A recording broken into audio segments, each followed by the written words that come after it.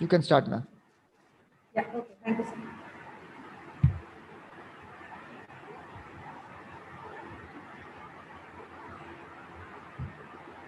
Okay, so welcome all participants in Zoom as well as in YouTube. Today we have Dr. Ratan Mukherjee, who will be speaking on the topic neurophysiology. And already I think we have already introduced Ragdam sir earlier, and he is no stranger to all of us. So I hand over the session to Ragdam sir.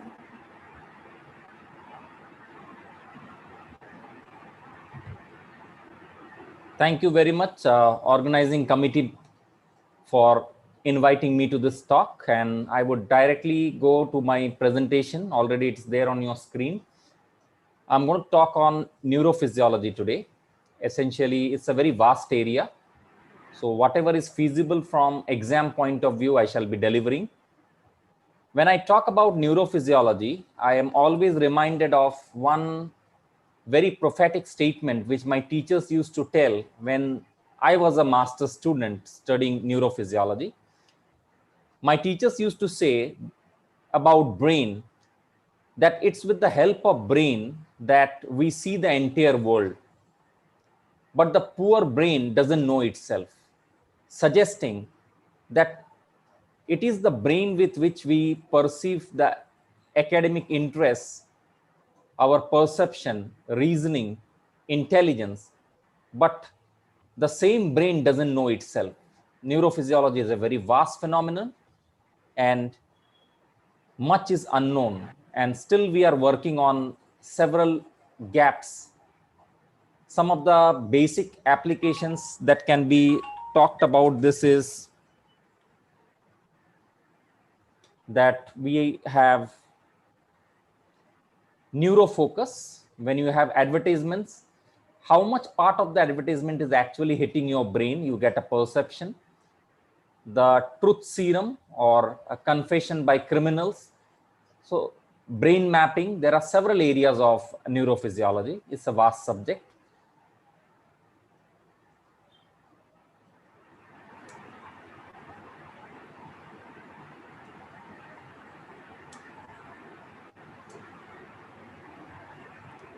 Elizabeth, madam, can you just mute your microphone? I'm getting a background noise from the same. Yeah, thank you. We will go into the overview of the nervous system.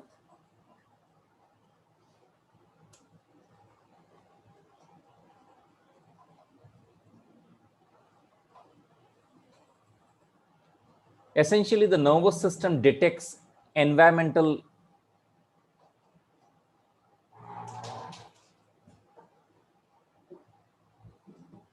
the environmental changes that impact the body, and the nervous system always acts in tandem with the endocrine system in response to those events. When I say endocrine system, I think with the enlightening talk of yesterday's session, you might not be new to endocrine system. Professor Ramchandran has already taken endocrine system yesterday, so things may not be new for you.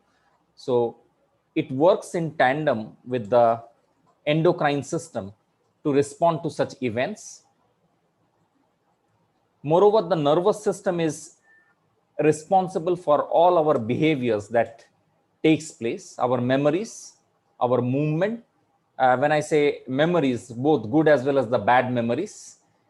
And nervous system is able to accomplish all these functions because of the excitable characteristic of this nervous tissue. It allows generation of nerve impulses, and this property of generation of nerve impulses by the nervous system is called as action potentials.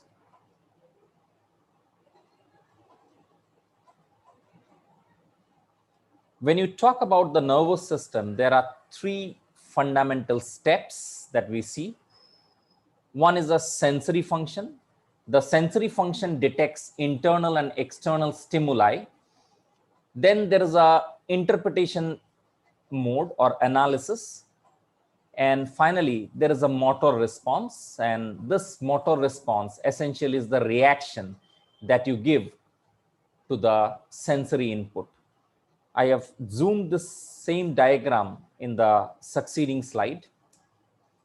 So when you talk about the central nervous system, the brain and the spinal cord, you have the somatic nervous system, SNS, somatic and special sensory receptors and somatic sensory neurons are there. They will send the impulses to the CNS. CNS in turn, which comprises of brain and the spinal cord, will respond to those instructions via the somatic motor neurons. Again, the somatic motor neurons are voluntary, and since it is voluntary, it will signal to the skeletal muscle, which are within our conscious control. Talking about the autonomic sensory receptors and autonomic sensory neurons, again, they will also send inputs from the visceral organs. We will talk about it.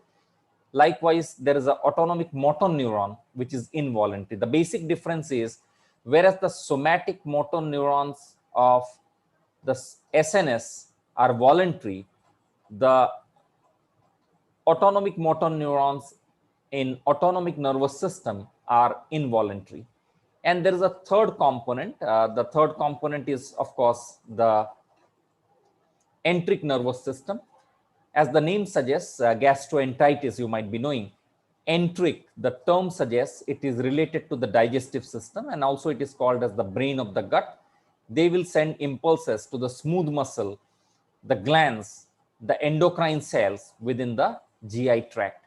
They are responsible for some of the basic functions such as gastric emptying, the gastric delaying, the gastroesophageal reflux, the reverse peristalsis, or what you call as vomiting. These are some of the aspects covered by enteric nervous system. So of course, I will deal with these three aspects in greater detail.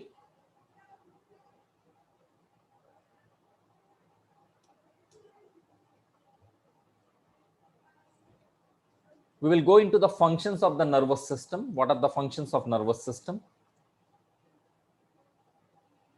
As I stated, there are three major functions of the nervous system.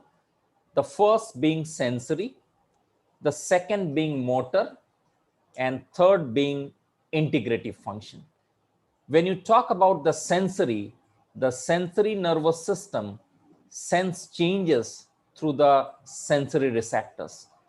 Say, in the current perspective, okay, you are having a visual input of my lecture from your eyes. You are able to hear me from your audition or ear, and based on that, whether the talk is interesting or whether it is boring, accordingly it will lead to a motor response. The motor response will respond to stimuli. Suppose you find it interesting, you will hook on to YouTube. You find it boring, you will just turn it off and log out. So that's the response to stimuli. This response to stimuli is taken care by the motor component of the nervous system. Then there is a third component. The third component is very important. It's called as integrative or analytical. This analyzes the incoming sensory information, stores to some aspects to make the decisions regarding the appropriate behavior.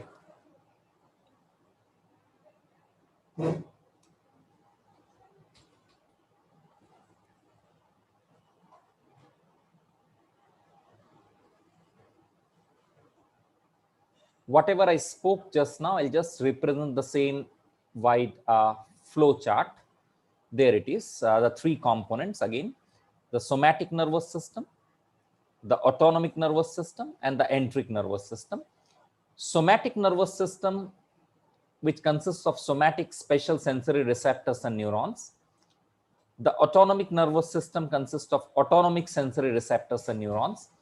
Likewise, the enteric nervous system also consists of sensory receptors, but this time they are in the GI tract and the enteric plexus.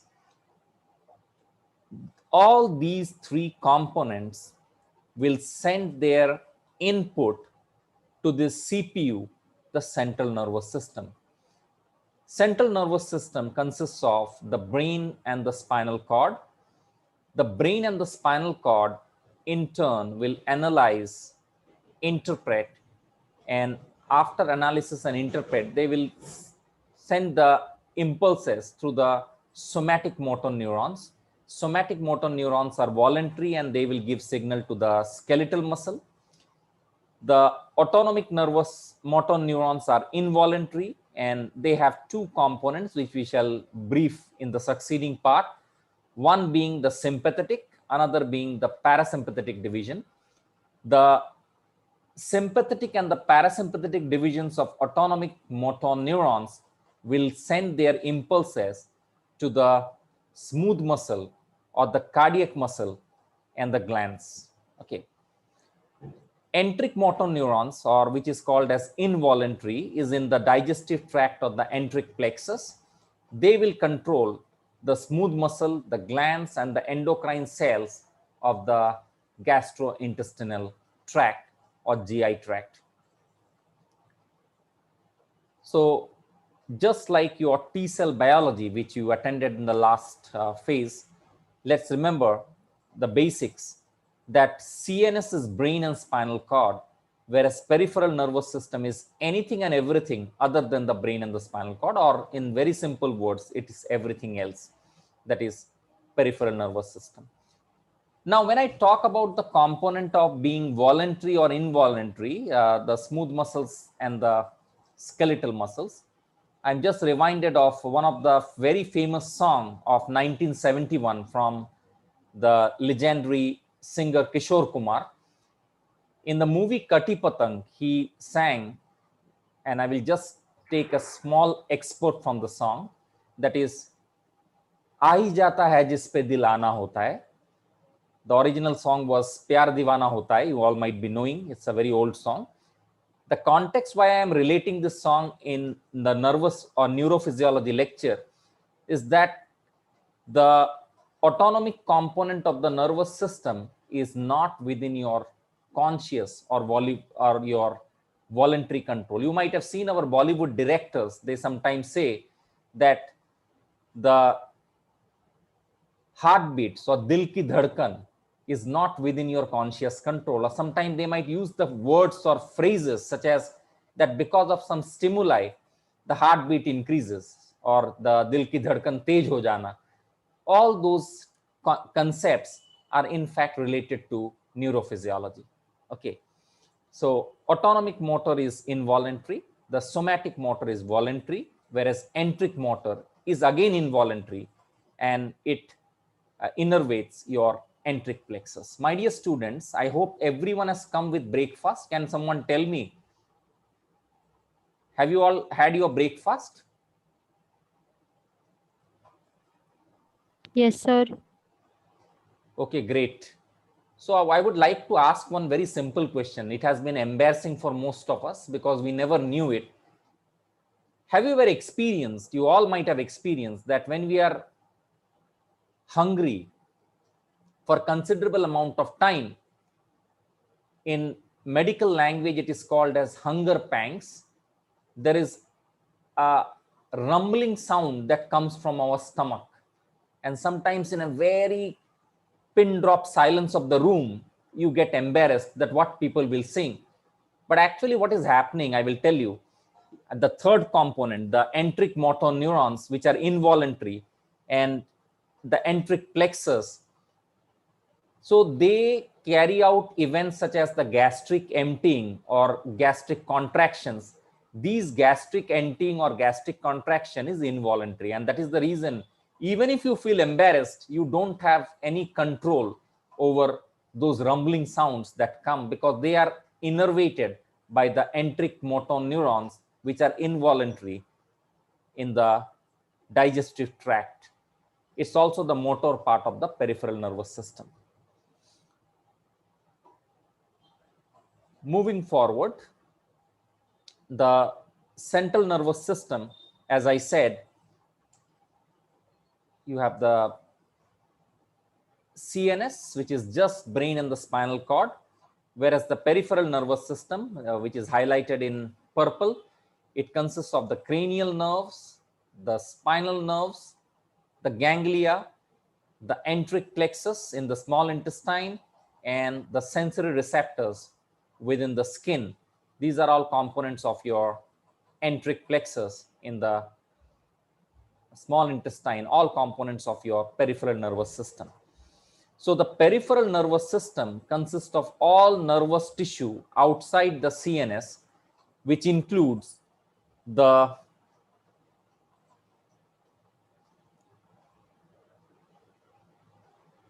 nerves, the ganglia,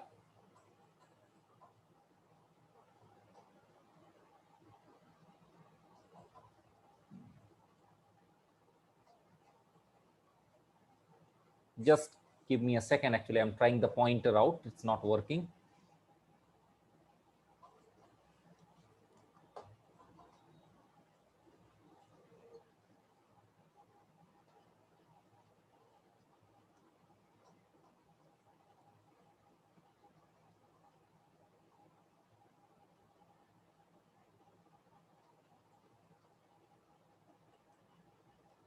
Okay.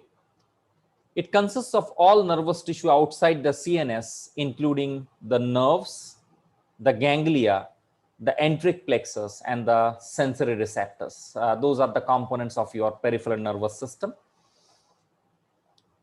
Now, when you talk about the somatic nervous system, the somatic nervous system consists of somatic sensory and somatic motor. My dear students, please don't lose focus. This is a very important component. The concepts have to be mastered. The somatic sensory is also called as the afferent neurons. Afferent neurons convey information from sensory receptor, that is from the head, body, and wall of the limbs towards the CNS. Okay, that's your, I will just write it like this: the head, body, and limbs, HBL, to the CNS. Okay. I would like students to remember afferent for somatic sensory with this example. Afferent, it begins with the English alphabet A. You remember A for away.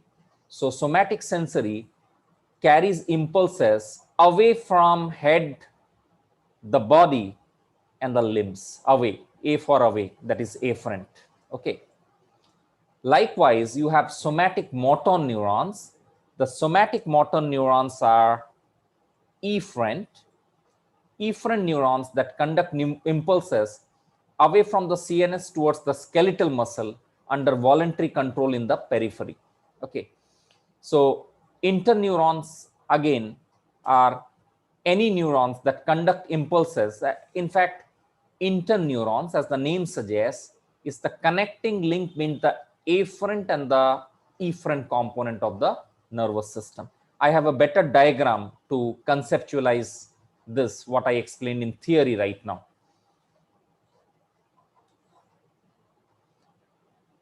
When you talk about the autonomic nervous system, the autonomic nervous system consists of sensory neurons and motor neurons, just like your CNS. The sensory neurons in autonomic nervous system convey information from autonomic sensory receptors located primarily in the visceral organs. The visceral organs are the stomach or the lungs, and these impulses are carried to the CNS.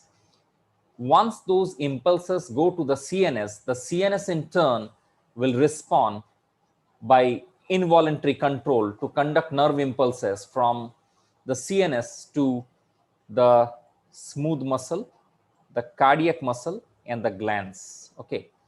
So that is the reason I gave example of that आई जाता है जिस पे दिल आना होता है, that the smooth muscle or the cardiac muscle in that particular song, they are not under your conscious control. Okay.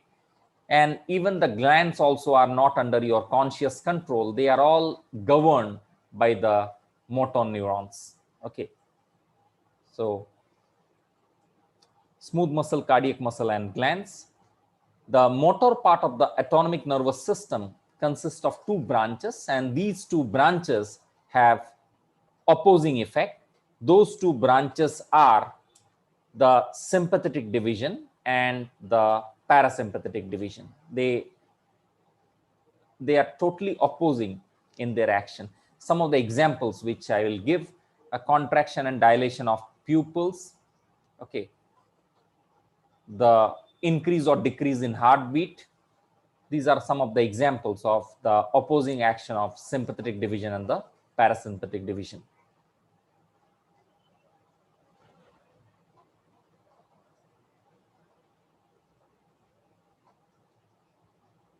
Now, when you talk about the signals that stimulate the muscles or the signals that contract the glands to secrete originate in the CNS, and when you talk about the PNS, the peripheral nervous system, the peripheral nervous system is further subdivided into three components. Of course, diagrammatically, we have already seen those components.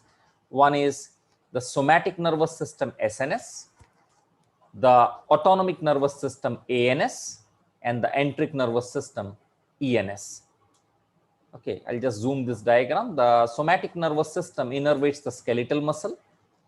The autonomic nervous system innervates the lungs, heart, the urinary system, the blood vessels, and enteric nervous system innervates the digestive organs. And the details of all three components we have already seen.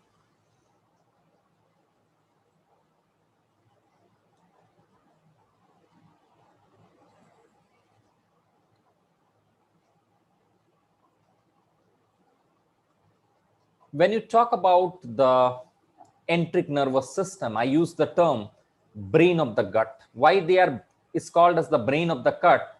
Because it controls the GI tract propulsion, the acid secretion, and the hormonal secretions. Okay, now I have some general questions for the students, especially those who would like to interact.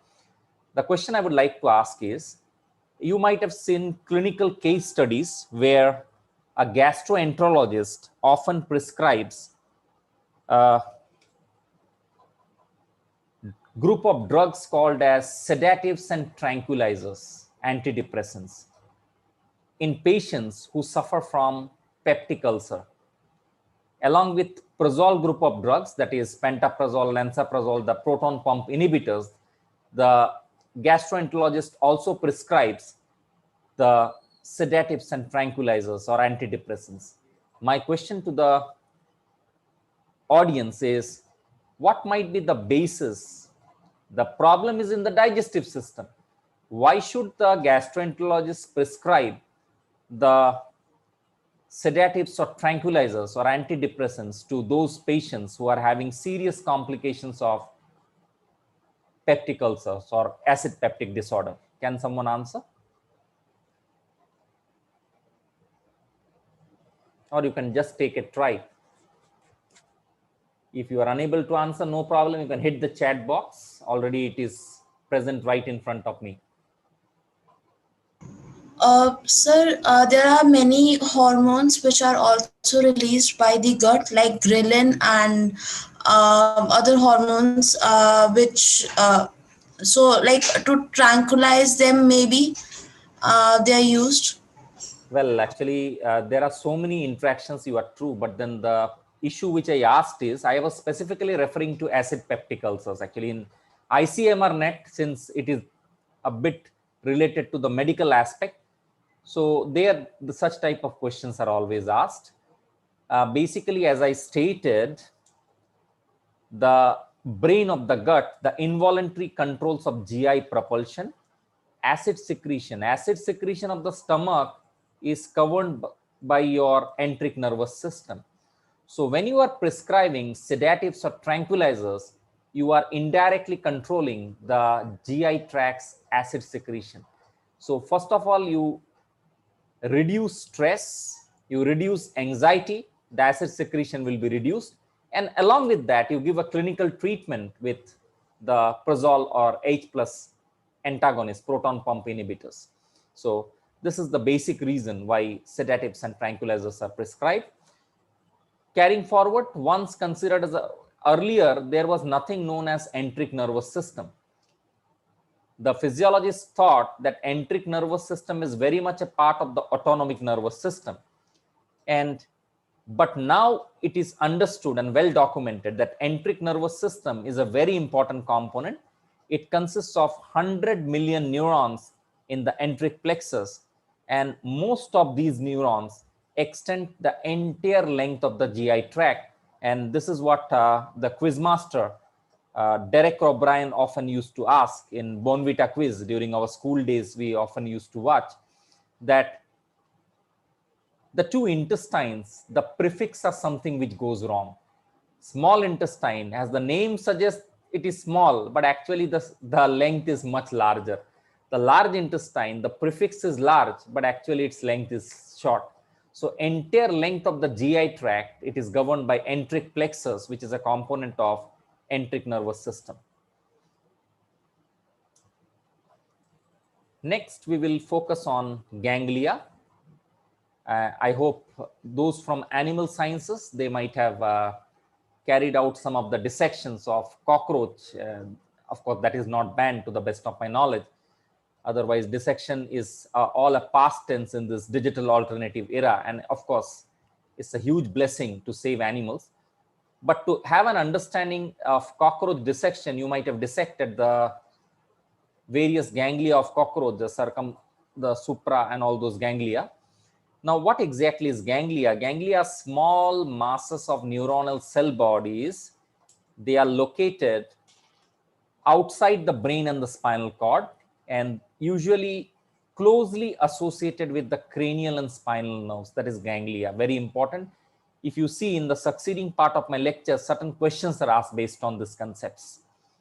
So they are the small mass of neuronal cell bodies located in the brain and the spinal cord, closely associated with the cranial and the spinal nerves. The ganglia can be somatic, that is somatic ganglia. It can be autonomic, the autonomic ganglia, or if it is a component of the enteric nervous system, it can also be enteric.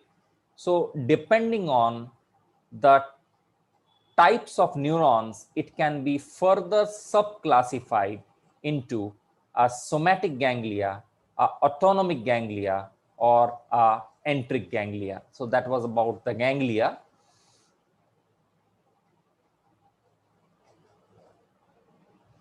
Now that completes the first segment of our today's talk, the general aspects of nervous system, the basics of some of the terms and terminologies, and the organization of the nervous system.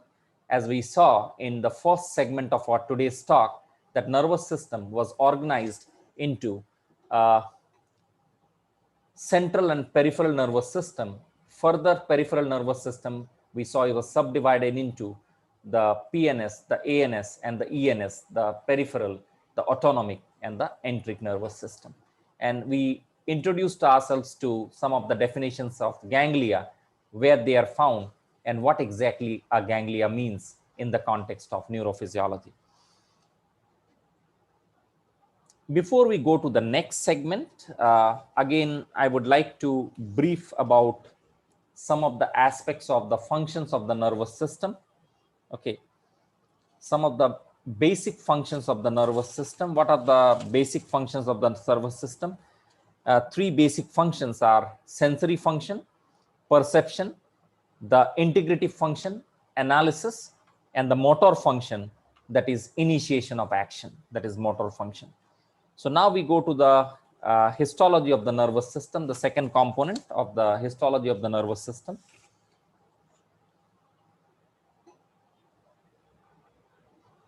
Whenever you... Sir, yes, are there any specific functions of ganglia? Yeah, there are, of course. Actually, that part of the ganglia functions come under the various disorders of the nervous system. We might be already aware that there are the nuclei and the ganglia. One of the best example I can give is basal ganglia. You might be aware. The basal ganglia is related to some of the disorders of the nervous system.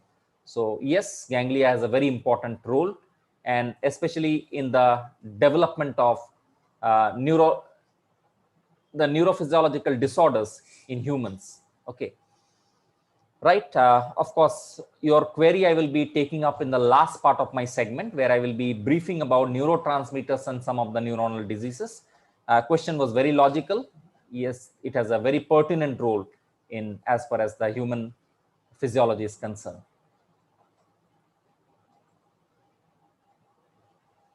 So when you talk about the structure of neuron, you have the histology of the nervous system, and the first component is structure of neuron. So it's my style. I will just go with the outline and then I will go to the details. And this is the outline. You have the dendrites, the nucleus, within the soma or the cell body or the perikaryon. Three terms are there: soma, cell body,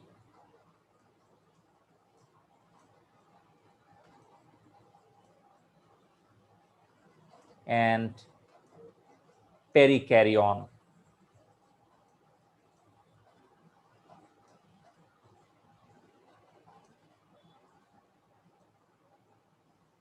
Okay, all three are one and the same, but my dear students, for the sake of reference, I will be using this term, cell body. Okay, so your cell body has the nucleus, and then you have a huge projection, and that's the axon. And again, the axon has the lipid sheath layers at some of the components, that's called as the layers of myelin. And again, just like someone asked me the role of ganglia, again, if you ask me that whether the myelin has an important role, yes, it too has a very important role in pathophysiology of the nervous system. And I will correlate myelin with multiple sclerosis and autoimmune disorder. Okay. And again, there are several demyelination events also that take place, and your oxidative stress is also related to some of the demyelination events. Okay, that is about the applied neurophysiology. I am not going into the details. There are certain parts where the insulation sheath of the myelin is not present. That is called as the nodes of Ranvier. And then you have the terminal knob, which has again the synaptic vesicles. Of course, this is an outline. We will go into the details very soon. When you talk about the structure of neuron, the neurons are having two important characteristics. First characteristic is the neurons are electrically excitable. Second characteristic, the neurons have cellular structures. So this is going to be your structure of neuron. And what I will do, as I said, now I will break this structure of neuron into separate components, and I will highlight each component separately.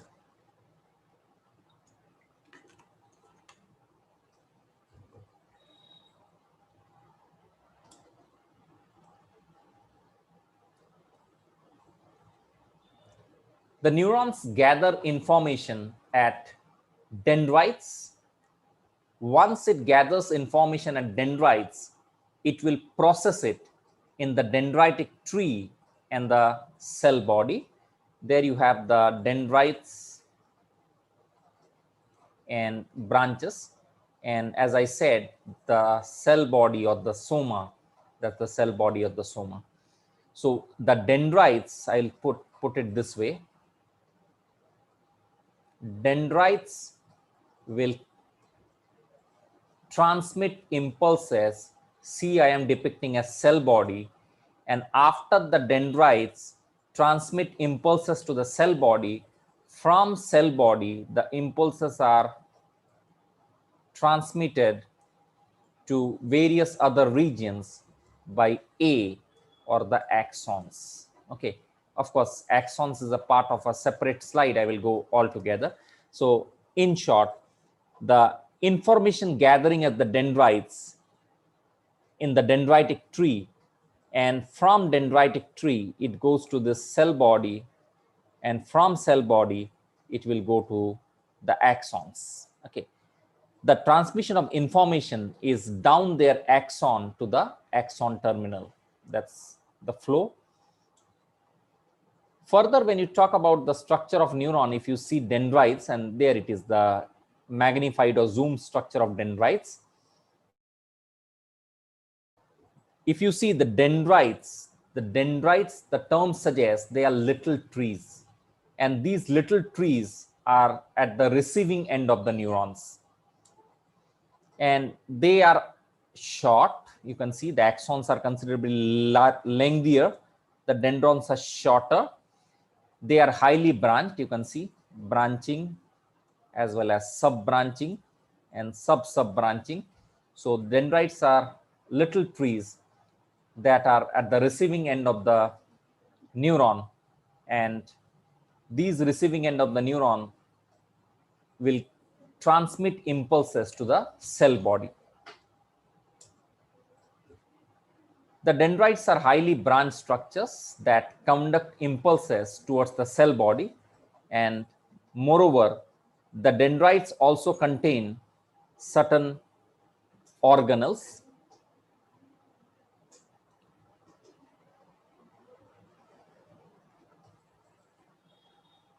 Next, we focus on the next structure, the soma or perikaryon of the cell body. Now, this is the cell body. I just highlighted each structure that I am depicting separately. This is the cell body, and here this structure is cell body. The cell body, as we saw earlier in the outline, the cell body of a neuron has nucleus, and this nucleus is surrounded by the cytoplasm. Like all cells, the neurons contain organelles, and some of the organelles that the neurons contain are the lysosomes, the mitochondria, the Golgi complexes, and the rough endoplasmic reticulum.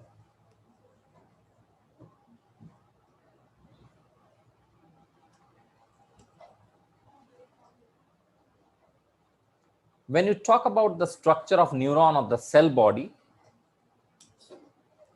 we always remember the running tiger. One highlighting part of this running tiger is, if you see the tiger or a zebra, they have striped appearance. They have a striped appearance. Likewise, even in neurons, the rough endoplasmic reticulum is called as the Nissl bodies, and this Nissl bodies impart a tiger strip appearance. In the within the Nissl bodies, no mitotic apparatus is present. No mitotic apparatus is present.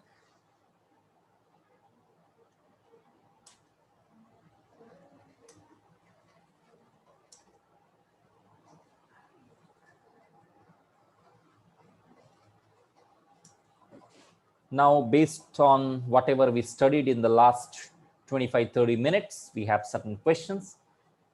Which organelle is the common site of protein synthesis in neurons? I think hardly 30 seconds before we studied. Which organelle is the common site of protein synthesis in the neurons?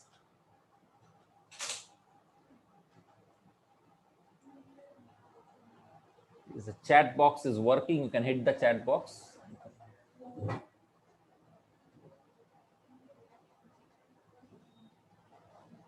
Okay. No one has answered yet. Maybe there is a considerable amount of lag between the Zoom and the YouTube. That's bound to happen, in fact. So you can just answer in the chat box, which organelle is the common site of protein synthesis in neurons? Just now we stated, yes, of course, Shruti, you are right. It's option C, the Nissl body. Again, I just now highlighted that Nissl body is also the one which has tiger strip-like appearance. Next, we go to the component which is a long projection. That long projection conduct impulses away from the cell body and towards another neuron or any other effector cell, and that's what is referred to as the axons. The axons will conduct impulses away from the cell body towards another neuron or effector cell. This is the structure of axon. If you see axon, the length of the process is much lengthier as compared to other components of the nervous system.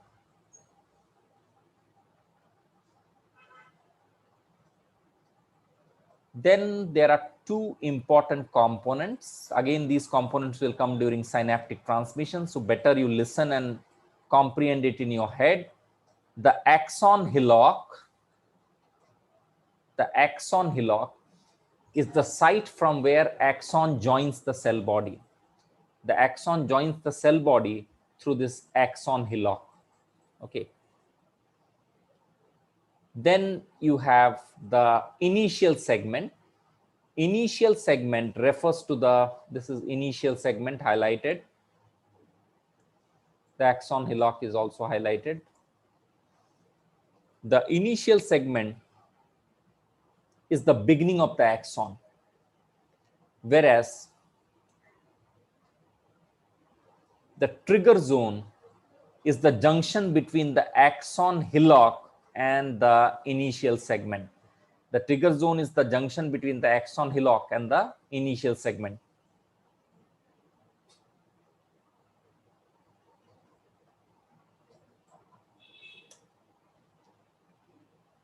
Of course, we have a separate subtopic, that is action potential across the synapse. But basically, before that, we will study the structure of synapse.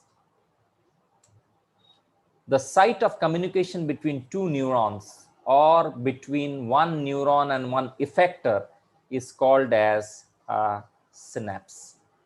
Okay, students, why we are not naming just between two neurons? We always say it can be either between two neurons or it can be between a neuron and another effector.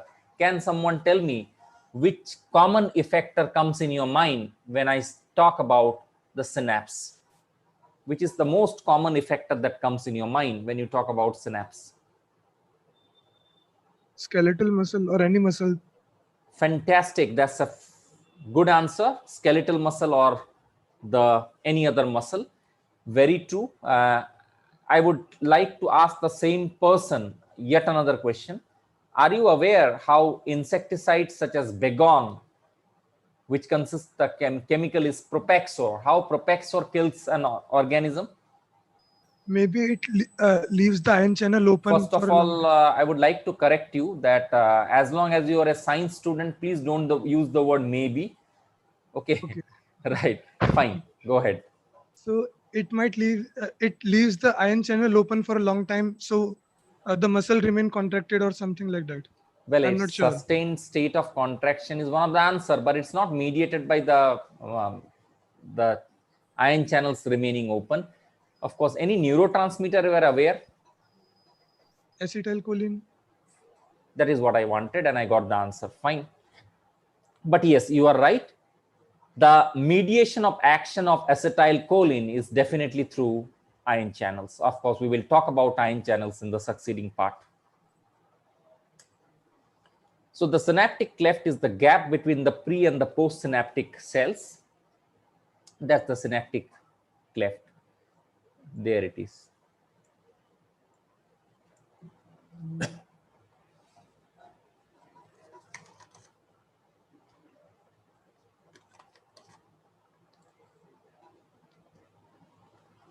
So the neurotransmitters will be released in this gap, the synaptic cleft. Synaptic cleft is between the presynaptic neuron, this is presynaptic neuron, and the postsynaptic neuron.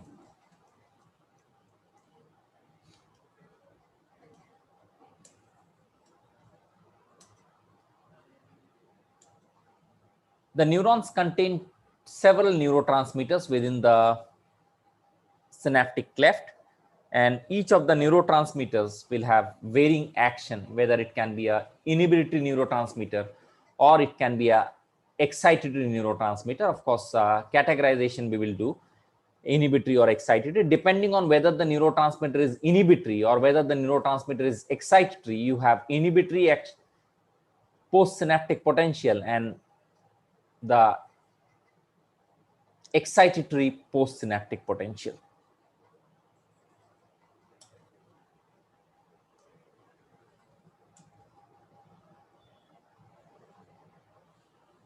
With respect to neurons,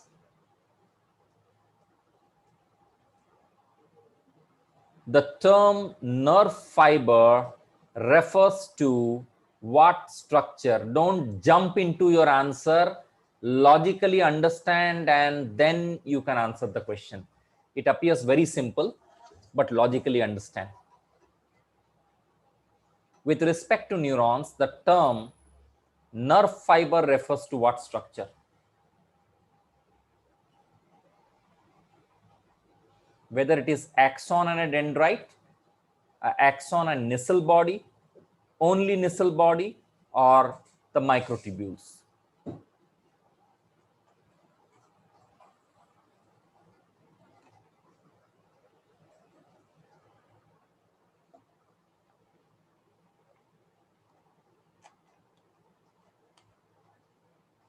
No answer? Sir, people have been answering in the chat box of the Zoom. It's a chat box of the Zoom. That is fine. Actually, chat box of the Zoom, of course, I am blind right now. I am just into YouTube. Okay. Megha, can you just get the chat box of Zoom?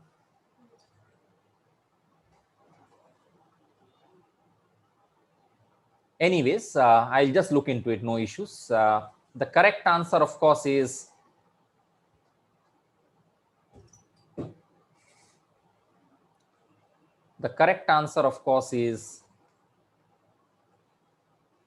option A, which is going to be a axon and a dendrite. That's the correct answer. Okay. There might be an error in the alphabet or the option which depicts the answer, but just ignore it. The correct answer is axon and a dendrite. Yeah, this is it. We just consider it as A. Okay, axon and a dendrite. Now we move on to the next segment. The next segment is the axon and a dendrite. What are the axons, the dendrites, and based on that, we will go into the classification of neurons.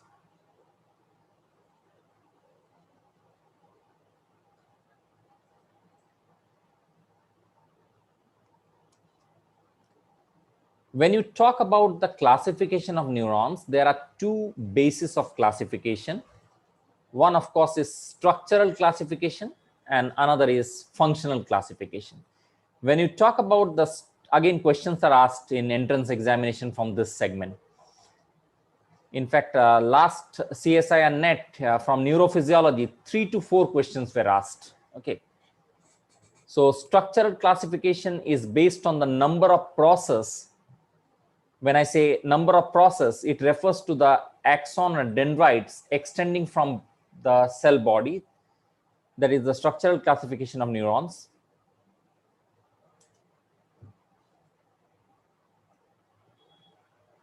Accordingly, you have multipolar neuron, bipolar neuron, or unipolar neuron. We will see each of them. When you talk about multipolar neurons, the multipolar neurons have several dendrites. They have several dendrites and only one axon, and they are located, even the figure is very much apt. You can just see several dendrites. One, there is two, there is three, there is four, innumerable dendrites. But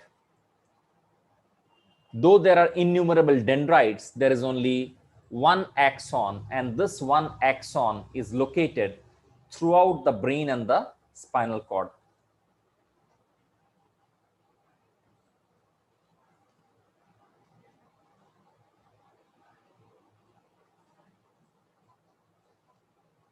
The vast majority of the neurons in human body are multipolar, very popular MCQ. Out of the various ones, which is the most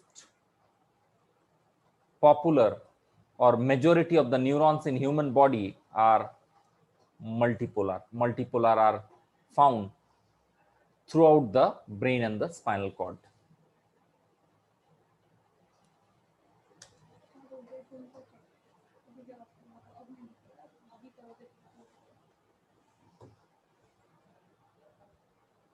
Next, we move on to bipolar neuron. As the name suggests, bipolar, two, something to do with two. So bipolar neurons have one dendrite and one axon. One dendrite plus one axon.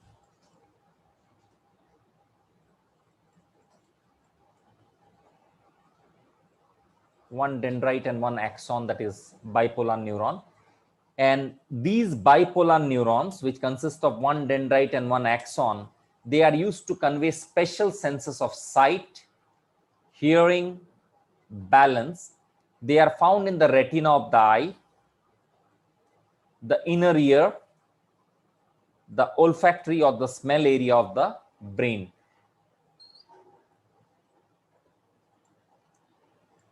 Dear students, you all might be aware that we are right now going through the COVID-19 pandemic. And during this COVID-19 pandemic, one of the common symptoms, which of course World Health Organization was unable to decipher, was, but later on people concurred, especially in the mild to moderate symptoms. Many of the corona patients or COVID-19 patients, they exhibited anosmia, also called as do not get smell, or the loss of olfactory function, or anosmia. So both in the retina of the eye and the inner ear, as well as the olfactory, the area of brain is going to be used, that is the bipolar neurons. So these terms and terminologies, where they are found or location, that's very important from exam point of view. So bipolar neurons are found in the retina of the eye, the inner ear, and the olfactory area of the brain. Last but not the least, we have unipolar neuron. The unipolar, also called as pseudo-unipolar neuron, consists of one process which extends from the body, and it divides into a central branch that functions as an axon and as a dendritic root.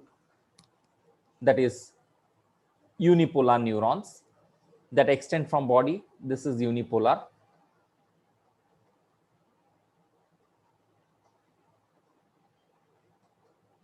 What are the functionalities and of unipolar neurons? They are employed for sensory neurons, such as to convey touch, for stretching information, and this stretching information has to be from the extremities.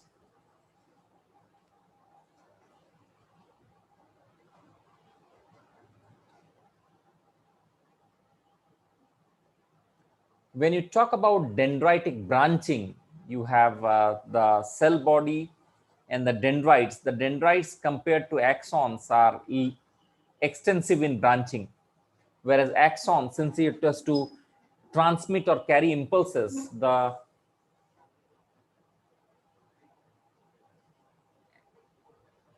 axons, since it has to carry impulses, are quite lengthier as compared to dendrites.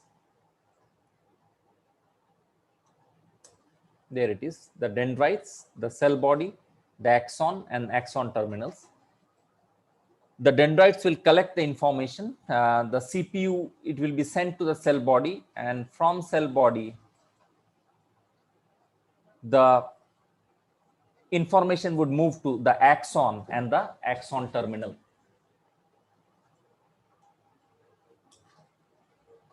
Now, when you go to the functional classification of neurons, the neurons can be classified based on the impulse propagation or the direction of impulse propagation. You have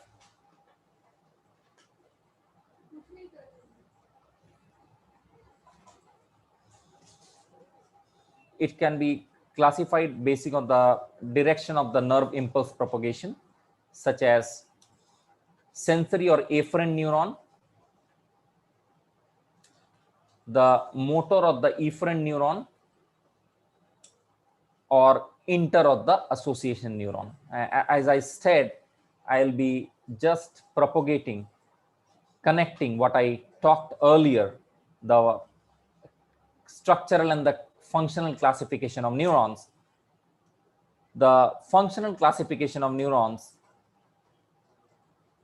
based on electrophysiological properties such as excitability.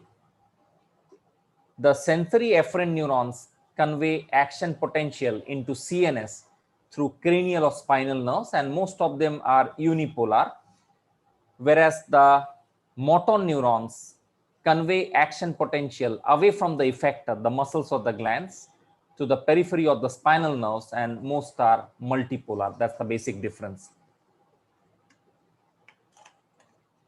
I have a concept diagram to connect the topic.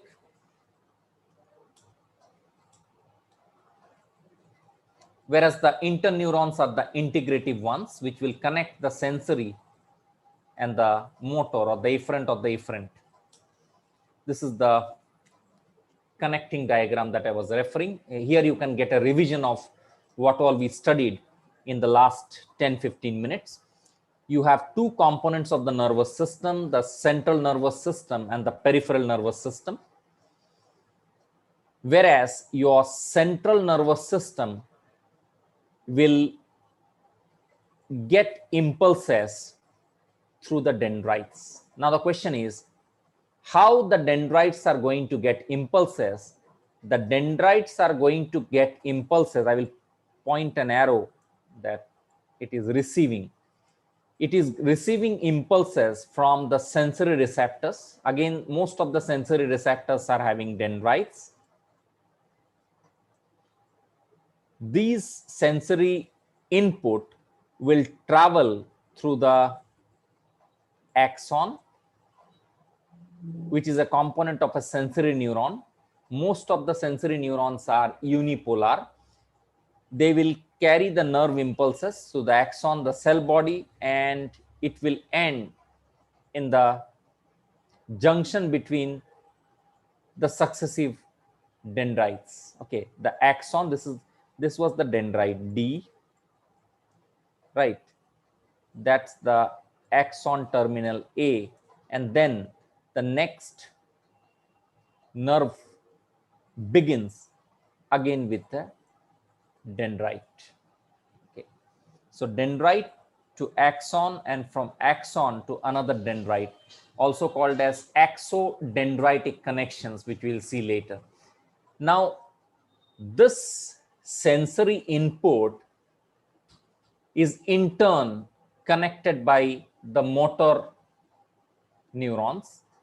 Again, there is an interneuron. The interneuron's role is to connect the sensory, the afferent and the efferent. So interneuron is usually multipolar. Why multipolar? Because it needs to have two junctions for connection.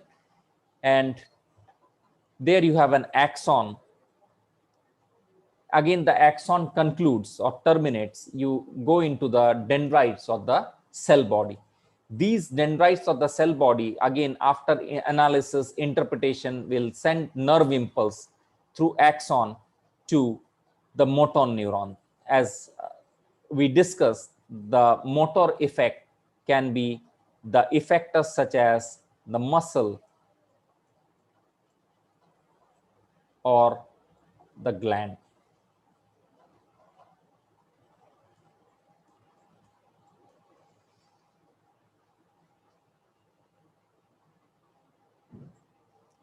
Now we move on to the third segment of my talk. The third segment of my talk shall be Neuroglia. Before that, I would just like to ask you one generalized question, that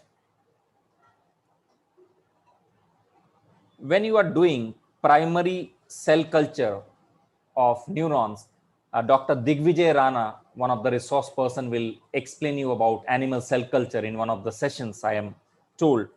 So when you talk about the primary cell culture, suppose you are doing primary cell culture of neurons, okay.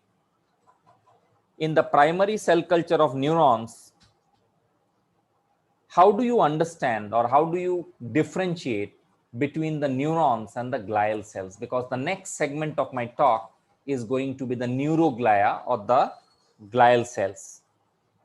So one of the marker that is being popularly used is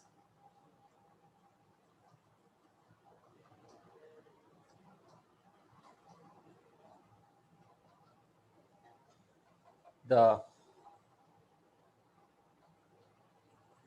GFAP,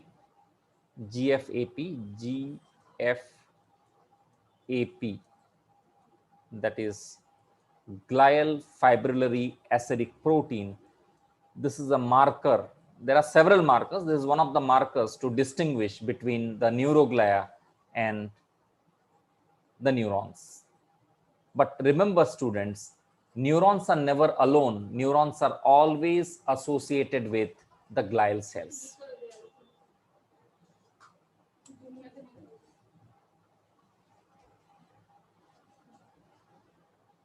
So the neuroglia, though smaller than neurons, they greatly outnumber them. Neuroglia, as the name suggests, they are glue, and these glue will support and maintain the neuronal networks. The neuroglia are not electrically excitable like the neurons, the basic difference. They make up the half the volume of the nervous system. Unlike neurons, which has a very limited capacity now, the latest research states, the glial cells have capacity to multiply and divide. Total, there are 6 kinds of neuroglial cells. There are 4 in the central nervous system or CNS, and there are 2 categories of neuroglial cells in the peripheral nervous system or in the PNS. So 4 in the CNS and 2 in the PNS. Total 6 types of neuroglial cells. What we'll do, we will see those 6 types in detail. So neuroglia do not generate or conduct nerve impulses. They support neurons. How do they support neurons? They support neurons by formation of the blood-brain barrier. Can someone tell me the other barriers of the body? There are 3 very common barriers of the body. One, of course, in neurophysiology lecture I stated, that is blood-brain barrier. What about the others?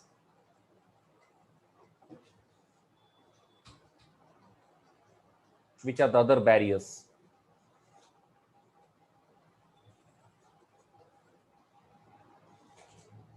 Which is the barrier which prevents the xenobiotic substances or obnoxious substances from damaging the developing fetus? That is one.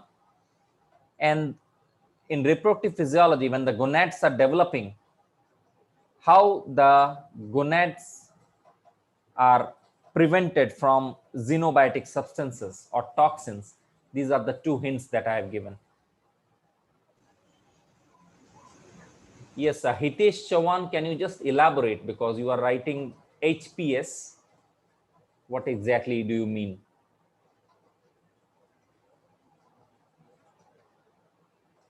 And now you have deleted the message also. That's strange.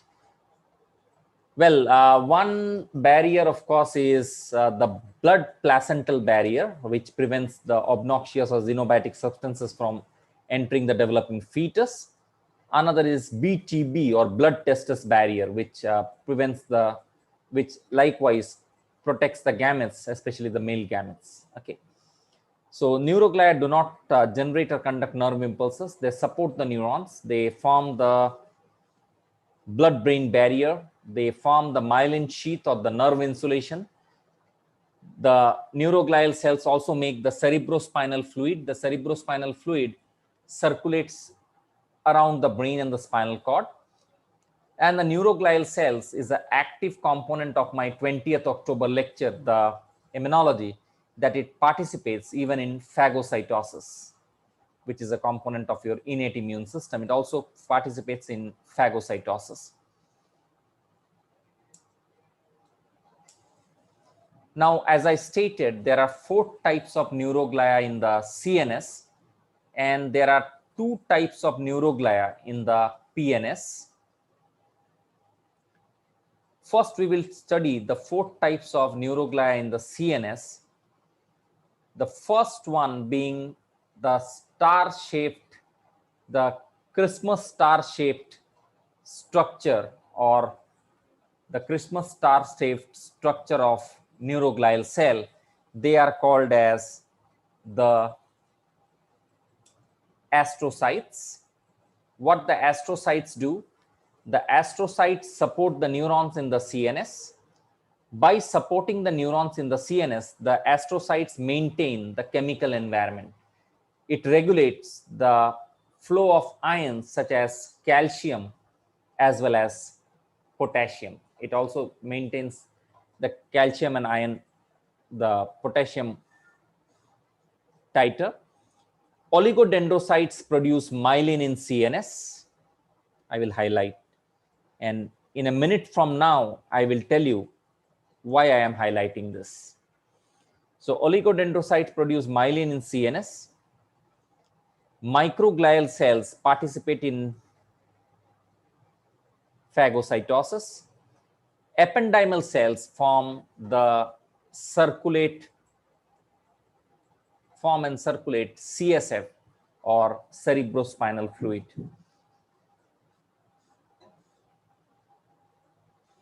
I will put it in box.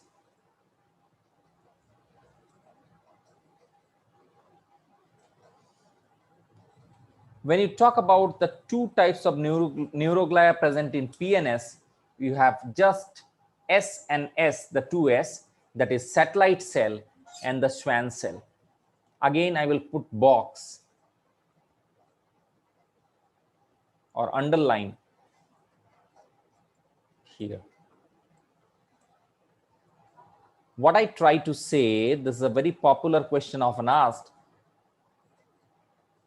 Which are the neuroglial cells that produce myelin? So the cell types are different. Whereas in the central nervous system, or CNS, the myelin is produced by oligodendrocytes. Whereas in case of neuroglia in the peripheral nervous system, it is produced by the Schwann cells. The 2 types of neuroglia in the PNS, one is satellite cell, another is Schwann cell.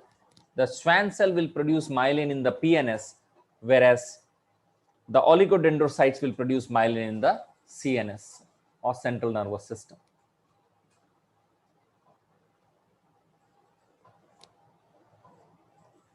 That's the diagrammatic overview of the various glial cells. Anyways, I have already explained through theory that you have 2 in peripheral nervous system. First we'll finish. One is Schwann cell, another is satellite cell. Schwann cells surround the axons in PNS. They are responsible for myelination of peripheral axons, performance in repair and injury, whereas the satellite cells surround the neuron cell body and ganglia, and the satellite cells will regulate the oxygen, the carbon dioxide, the nutrients, and the neurotransmitters in the neurons within the ganglia. Then peripheral nervous system, again Schwann cells, that was satellite cell, now you have Schwann cells. Surrounding axons in PNS, They are responsible for myelination of peripheral axons. They participate in repair and injury. Central nervous system, you have oligodendrocytes, which myelinate the CNS axons and provide structural network. Astrocytes maintain the blood-brain barrier and also helps in recycling process. The two from PNS are Schwann cells and the satellite cells.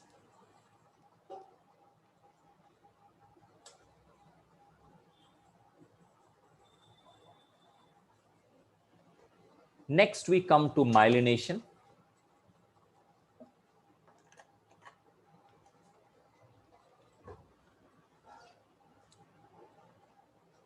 Well, I think Professor Ramchandran was teaching endocrinology in yesterday's session, and I just heard he was talking about the lipid hormones, okay, the protein hormones. I would just like to ask that which biochemical moiety is your myelin? Is it going to be carbohydrate, it's going to be protein, or it's going to be lipid? What kind of biochemical component is this myelin? Lipid. Very true, it's lipid. Lipids are good for health or bad for health? You would say depends, right? Diplomatic answer, like politicians, right? Yes. So what will be your answer? I mean, it's good for health. Oh, fantastic. How do you But say it's good for health? I say it's bad for health. only in excess amount it might be bad for health. But it is Excess required. amount, everything is bad, right? Even excess Yes. lectures are bad. Students will bunk the classes. Okay. Well, I would like to add before I tell anything about myelin, that myelin is lipid, of course. Myelination is the process of forming myelin sheath. This insulates, and after insulation, all myelinated axons, the speed of the nerve impulse is going to increase. That is the myelination event. And it's formed by oligodendrocytes in the CNS and Schwann cells in the PNS, something which we have already seen. I was just having a discussion about the ill effects or good effects of the lipids. I would like to tell that excess lipid restriction, such as not to give ghee, not to give butter, okay, it should be avoided in children. One of the reasons why it should be avoided in children is because in small children up to the age of 3 years, the brain development is taking place. And during the brain development, you require myelin formation.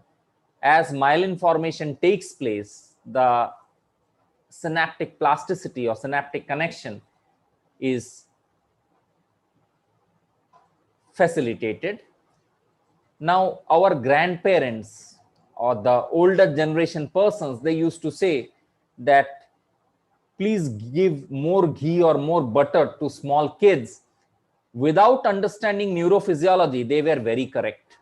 So early on in the childhood, if you don't give adequate lipid, the myelin formation will be impaired. And that is why in diet, the lipid should be given in the childhood.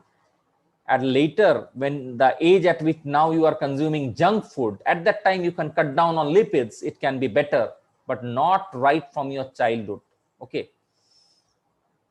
So that was about myelination. Then roads of Nanvir. This I already stated in my outline that they are the gaps in the myelin sheath. And as I stated, the amount of myelin increases from birth to maturity. In child, the amount of myelin is less, but once the child attains maturity, the increase in myelin takes place. And the presence of myelin increases the speed of nerve conduction. So obviously, from this, you can deduce an MCQ, which can state the speed of nerve conduction is much better in case of myelinated neurons as compared to non-myelinated neurons. So amount of myelin increases from birth to maturity. Its presence is greatly increases the speed of nerve conduction.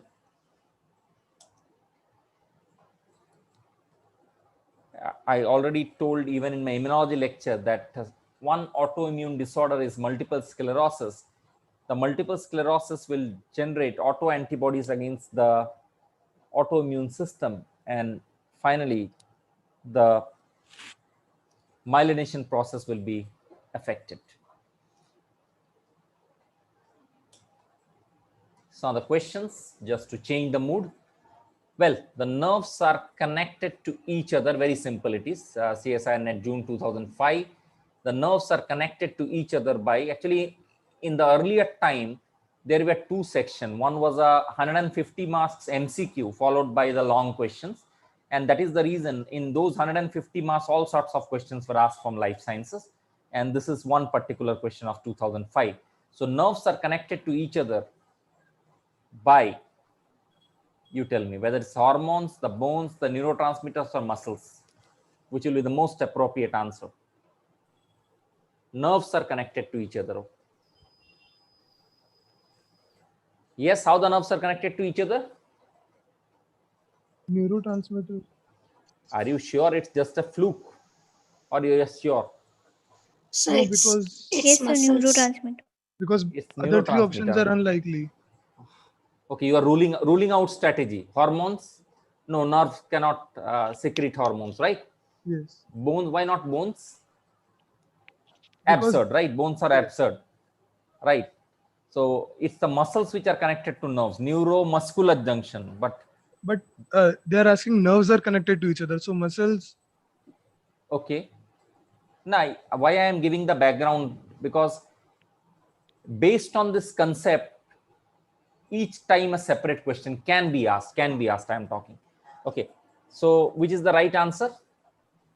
Right answer, of course, is answer C, or option C, that is neurotransmitter. So nerves are connected to each other by neurotransmitter.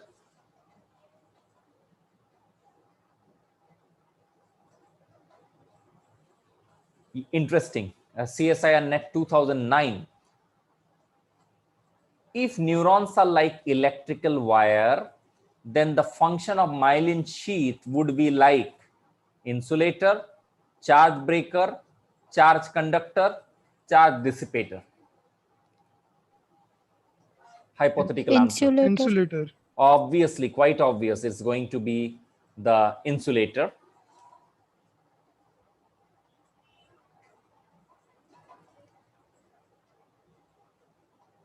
There is a small gap between two common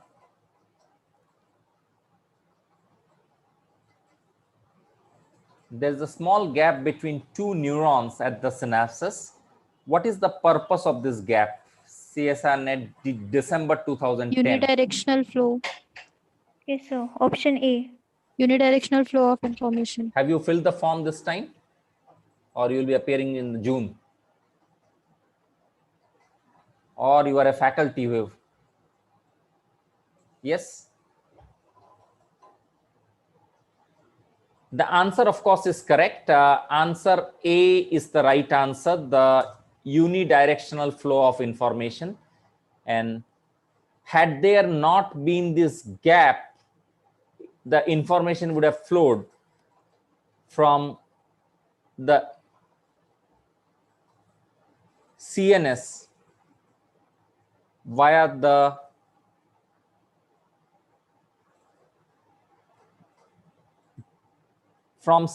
the information would have passed directly from one neuron to another. But just because there is a synapse present, every time there is a cutoff, that the electrical signal has to be converted to a chemical signal, and again the chemical signal back to electrical signal, and vice versa. That is how the action potential is propagated. Now, what happens, we often loosely use certain terms. One of the term which we loosely often use is gray matter and white matter. And of course, we always tell that please increase your gray matter, or are you using your gray matter, or it seems that you don't have gray matter that you can compete further. So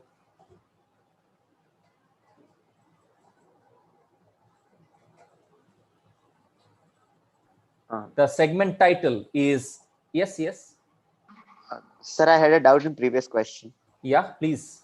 Shall I go? Yeah. Sir, what about the option B? Like it says the reabsorption of neurotransmitter. Like that can be applied too, right? There is a small gap between two neurons. Okay. So I'm saying, Just, sir, the B I'll come option is back to it. reabsorption of Just a neurotransmitter. minute. So there is a small gap between two neurons as synapses. The purpose of the gap, you are talking that whether the reabsorption of neurotransmitter takes place or not through this gap.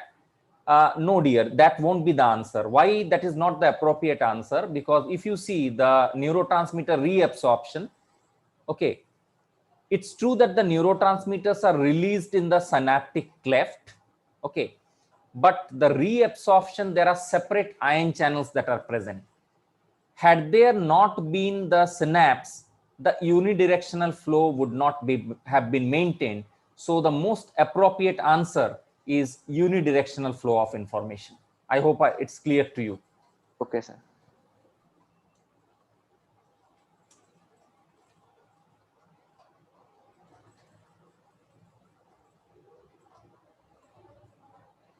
Yes, these are very common terms, the gray matter and the white matter. Yes, what's exactly the gray matter and why it appears gray?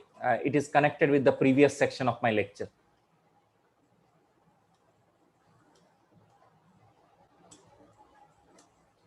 White matter of the brain and spinal cord is formed from aggregations of myelinated axon. Myelin, slight whitish yellow. So all those area of the brain where myelin is present, you can see where I am pointing right now, right? So those areas outside this boundary, they are all white matter because they contain myelin. Just the reverse in case of brain. In case of brain, it is towards the center that you have the myelin. So why it appears white? Because it has the myelin or aggregations of myelin. The lipid part of myelin imparts the whitish appearance. Likewise, the gray matter, why it appears gray? Quite obvious. It appears gray because those areas of the brain or the spinal cord lacks myelin. So that is how the gray matter and the white matter has been named.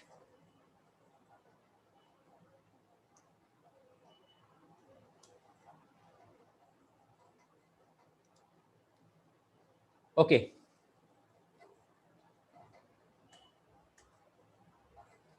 Which type of central nervous system tissue contains neuronal cell bodies, dendrites, unmyelinated axons, axon terminals, and neuroglial cells, based on the last 2 minutes of talk that I delivered? Gray matter. Gray matter. Gray matter, bang on target.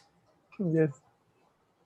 The only reason it might be sitter, why it might be sitter, because right now I am revising the concept, one chapter is going on and the question, but remember entire system physiology, nervous, renal, reproductive, endocrine, and then within the whims of the minute you have to answer, so the concept has to be clear.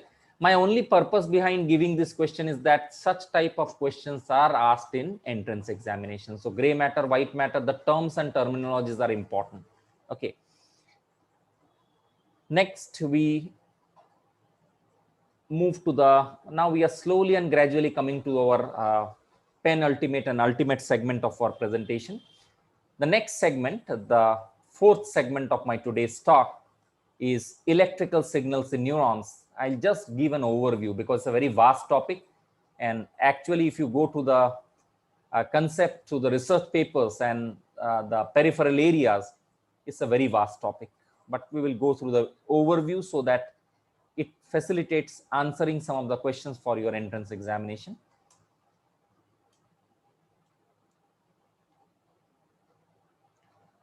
When you talk about the electrical signals in the neurons, there are two categories that are used, right? Are you all aware about shuttle rickshaws? What is a shuttle rickshaw? Or what is a shuttle service or a share service? What is it? How long can you travel in a shuttle rickshaw?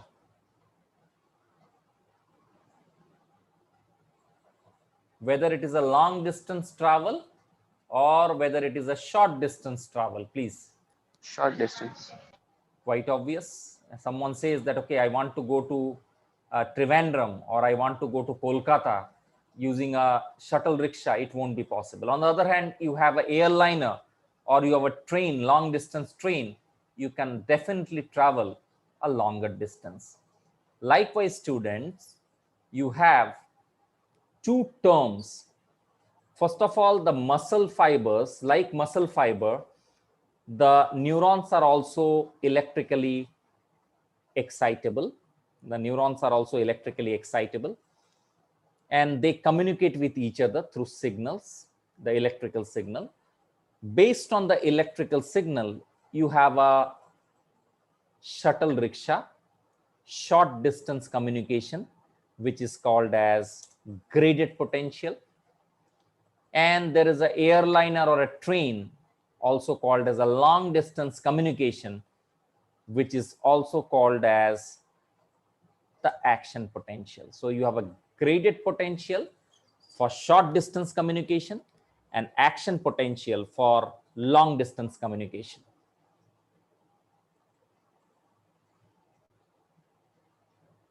When you talk about the electrical signal in the neuron, very important, because this is a real concept and so many questions are asked. We always have to introduce ourselves to a term called as RMP, or resting membrane potential. The resting membrane potential is created using ion gradients and ion channels. These ion channels will open and close in response to a stimuli. You know, whenever you are choosing a carrier in pharmacology or drug designing, this knowledge is always going to help, because there are several ion channel inhibitors, the ion channel activators in pharmacology. The most common, can someone tell me, you can unmute your microphone and tell me, no, you have a senior citizen at your place, maybe your dad who is beyond 50, or your grandparents. Most of them might be having a problem of hypertension. You have anti-hypertensive drugs. There are several drug category available in market. So I would like to ask you, which ion channel do these drugs target? The anti-hypertensive drugs, most common ion channel. Those ion channels are present in the muscle. Sodium. You can change your answer, no negative marking.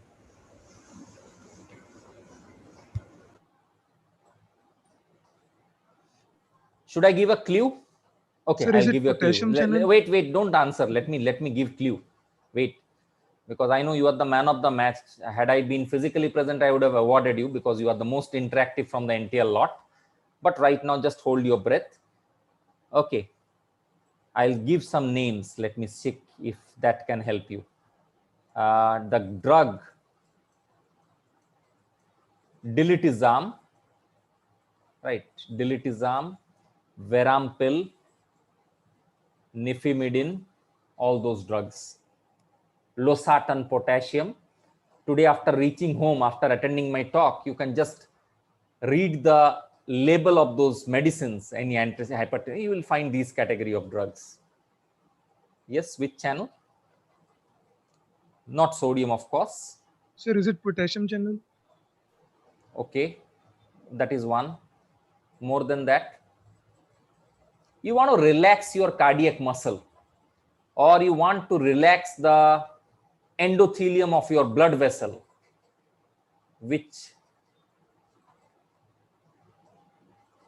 again, one more hint, last hint I am giving. After that, I will answer.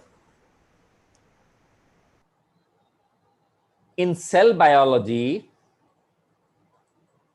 one of the ion is stored within the Calcium. endoplasmic reticulum. The same term, when you go to muscle, the term changes to sarcoplasmic reticulum, which I am referring to. So calcium and potassium Calcium, channel. sir. It's Fantastic. calcium. That's the final answer. We are referring to calcium channel. Calcium channel inhibitors, you might have noticed. Calcium channel inhibitors. Okay. They are the ones which will control the blood pressure. Of course, potassium channel blockers are there. You have, whenever you are performing a on pump or beating heart CABG, coronary artery bypass graft, bypass surgery, at that time also you play with the potassium channel so that the heart almost stops beating, and after the surgery is performed, again you can restore the heart to a beating condition. Okay, so that is what two types of surgeries are there: a beating heart surgery and a non-beating heart surgery. Of course, it depends on the ions. Now, because your lipid layer of plasma membrane is an insulator, the ions must flow through these channels. That is a must. Okay, we will study this in detail. So now what I will do in the next 2-3 minutes, I will brief you about the various leakage channels, the various types of channel. The first one being the leakage channels. Leakage channels alternate between open and closed state. Within your neuron, there are more potassium channels than sodium leak channel. Remember, I am talking about the leak channel. Leak channel do not require ATP, adenosine triphosphate, right? So there are more potassium leak channel than sodium leak channel. Remember, why it is more, that is going to be important later on conceptual basis. So potassium leak channels are closed. Here, the potassium leak channel is open. So this is open. Potassium, the gradient is always from inside the cell to outside the cell. That is why. Whereas for sodium, it is outside the cell to inside the cell. Of course, right now it might seem Greek and Latin, but I will spend some time and explain these concepts in the succeeding part. Next type of ion channel after leakage channel is ligand gated channel. Very important. Again, if you are choosing pharmaceutical biology or pharmacology, most of the medicines, several of the medicine, the neurotransmitters are all acting through ligand gated channel. So when you talk about the ligand gated channel, it's a chemical stimulus which will open the channel. Say, for example, the one that is projected here, a ligand gated channel is closed, sodium ligand gated channel or a calcium ligand gated channel. So once acetylcholine binds, the channel opens, and once the channel opens, there will be the functioning of the channel. Either it will be from inside to outside, or it will be from outside to inside. And generally for sodium, it's always from outside to inside. Okay.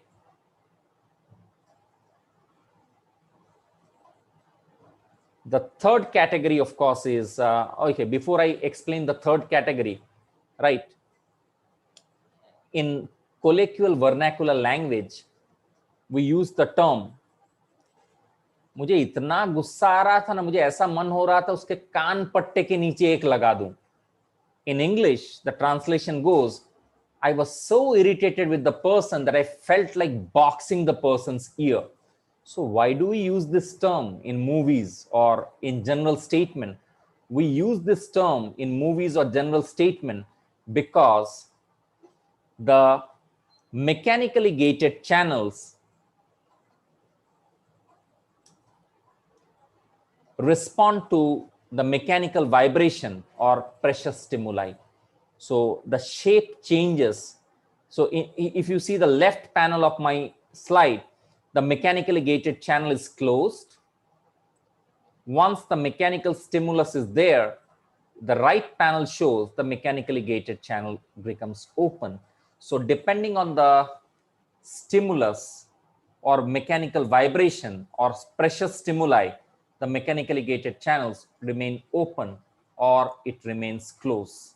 So those are the examples of the types of ion channels. Last but not the least, and very important to understand action potential, is the voltage gated channels. The voltage gated channels respond to change in membrane potential, and here comes the neurons. Inside of this neuron is going to be negative with respect to its outside. Okay, so voltage gated potassium channel is closed in this diagram. Once the membrane potential changes, the voltage gated potassium channels open, and as you saw earlier, from outside the potassium flows. There is an influx of potassium from outside to inside. So those were the 4 types of ion channel in a quick overview.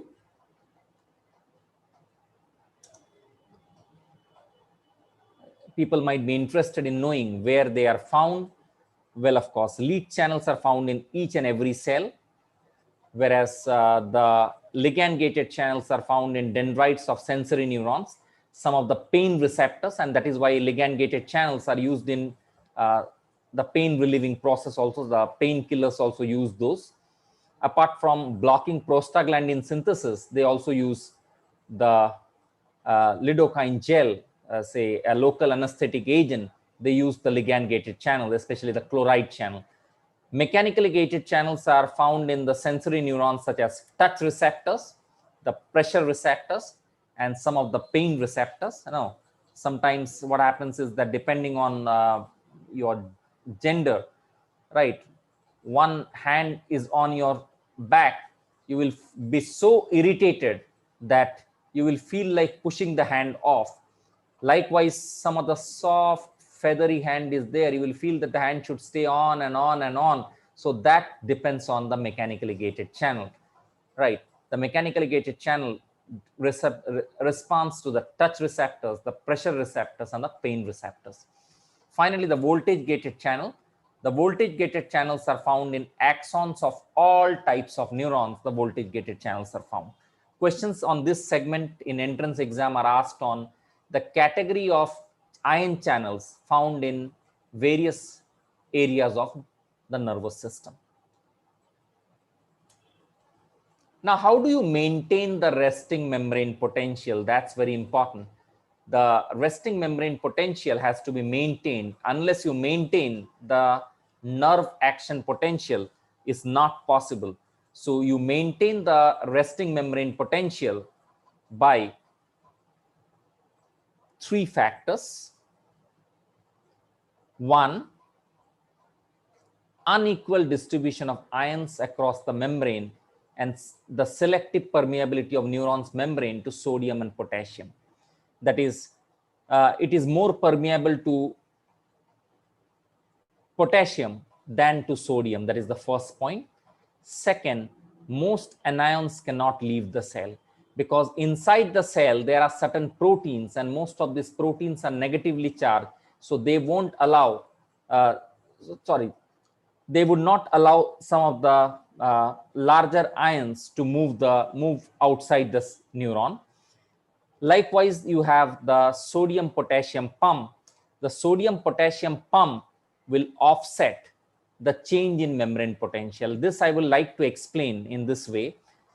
Suppose your shop is in the basement, right? आपने दुकान खरीदा है basement में, right? So when during rainy season, all the water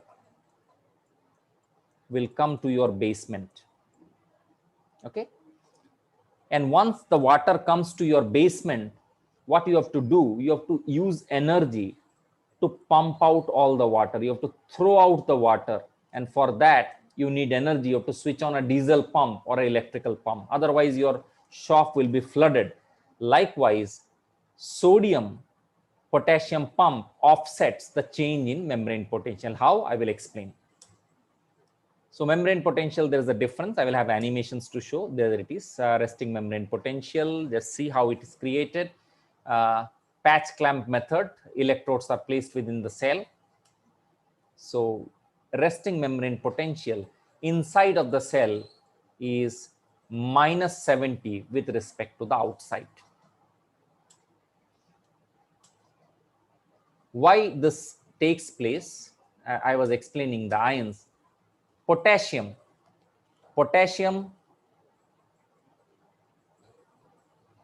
the potassium is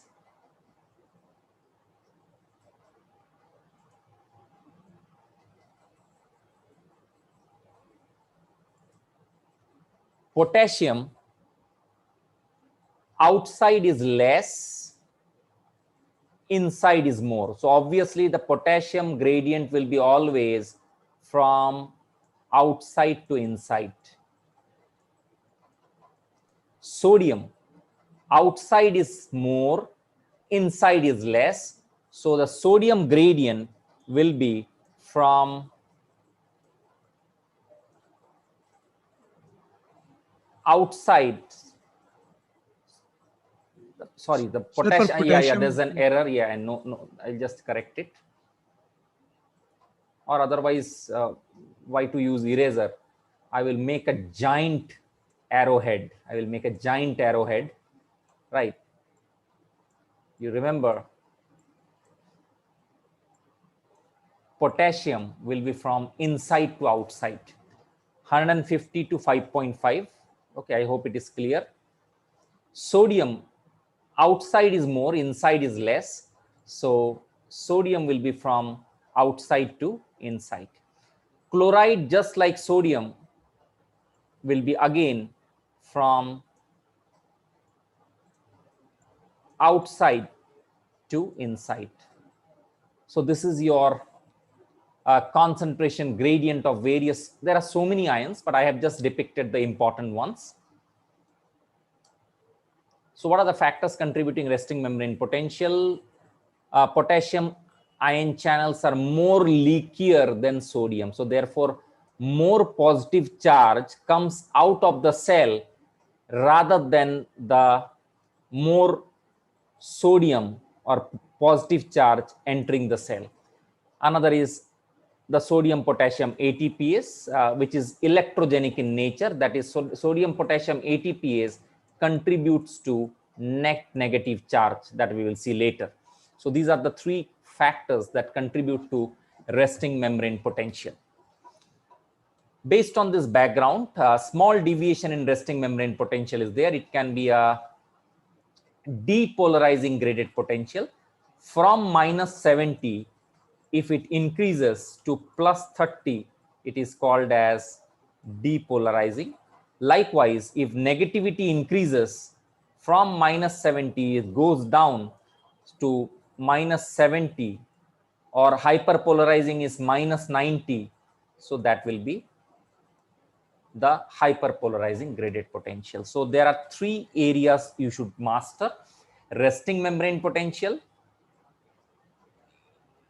inside of the cell is negative with respect to outside; depolarizing graded potential, that is, the cell becomes more positive as compared to the interior; and resting membrane hyperpolarizing potential, where negativity increases. So this is how it can be remembered.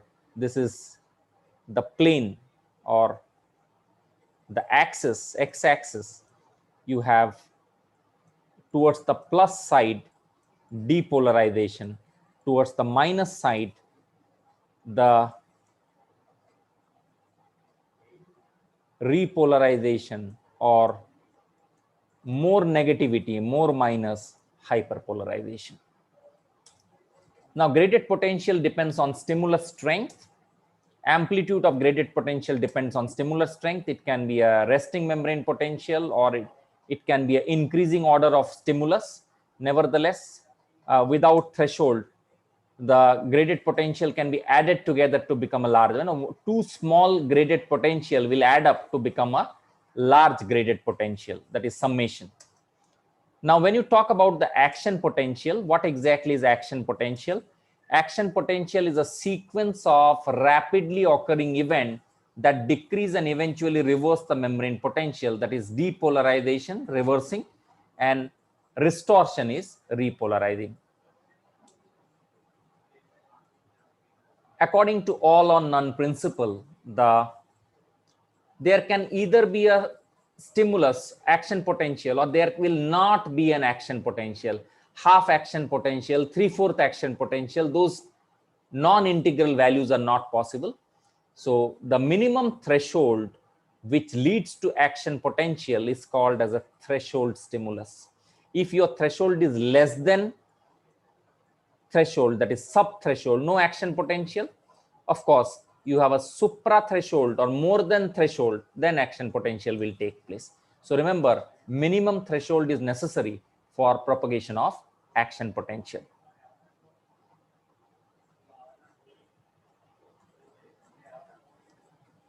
To save time, what I will do, I will go through this diagram to explain.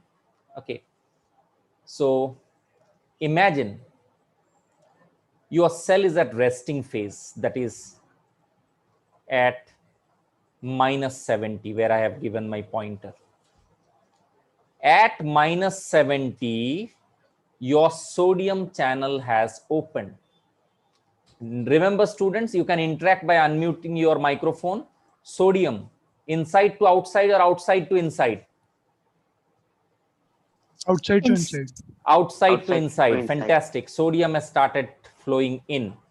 So it is -70. One sodium has come inside. -70 plus 1. Okay. What would be -70 plus 1? -69. Right. Another 10 has come. -60. Another 10. -50. -40. -30. -20. -10. Okay. And finally, it becomes 0. Still sodium channel is open. +10, +20, +30. So it started from -70 and it did rise and it stopped at, why it did? Because of the opening of sodium channel.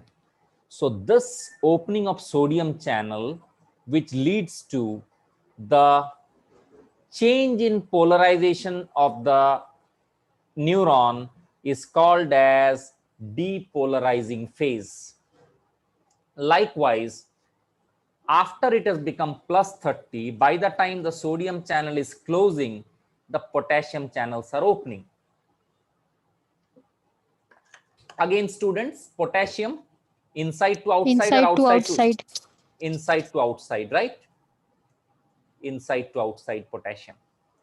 So you have +30. Your cell has lost 1 potassium. So +30 and 1 potassium it has lost. So how much will it be? 29. 29. Suppose 10 it has lost, how much it will be? 20. 20. So +20. Another 10, +10. Still it is losing potassium. 0. Continues to lose. -10, -20, -30, -40, so on and so forth.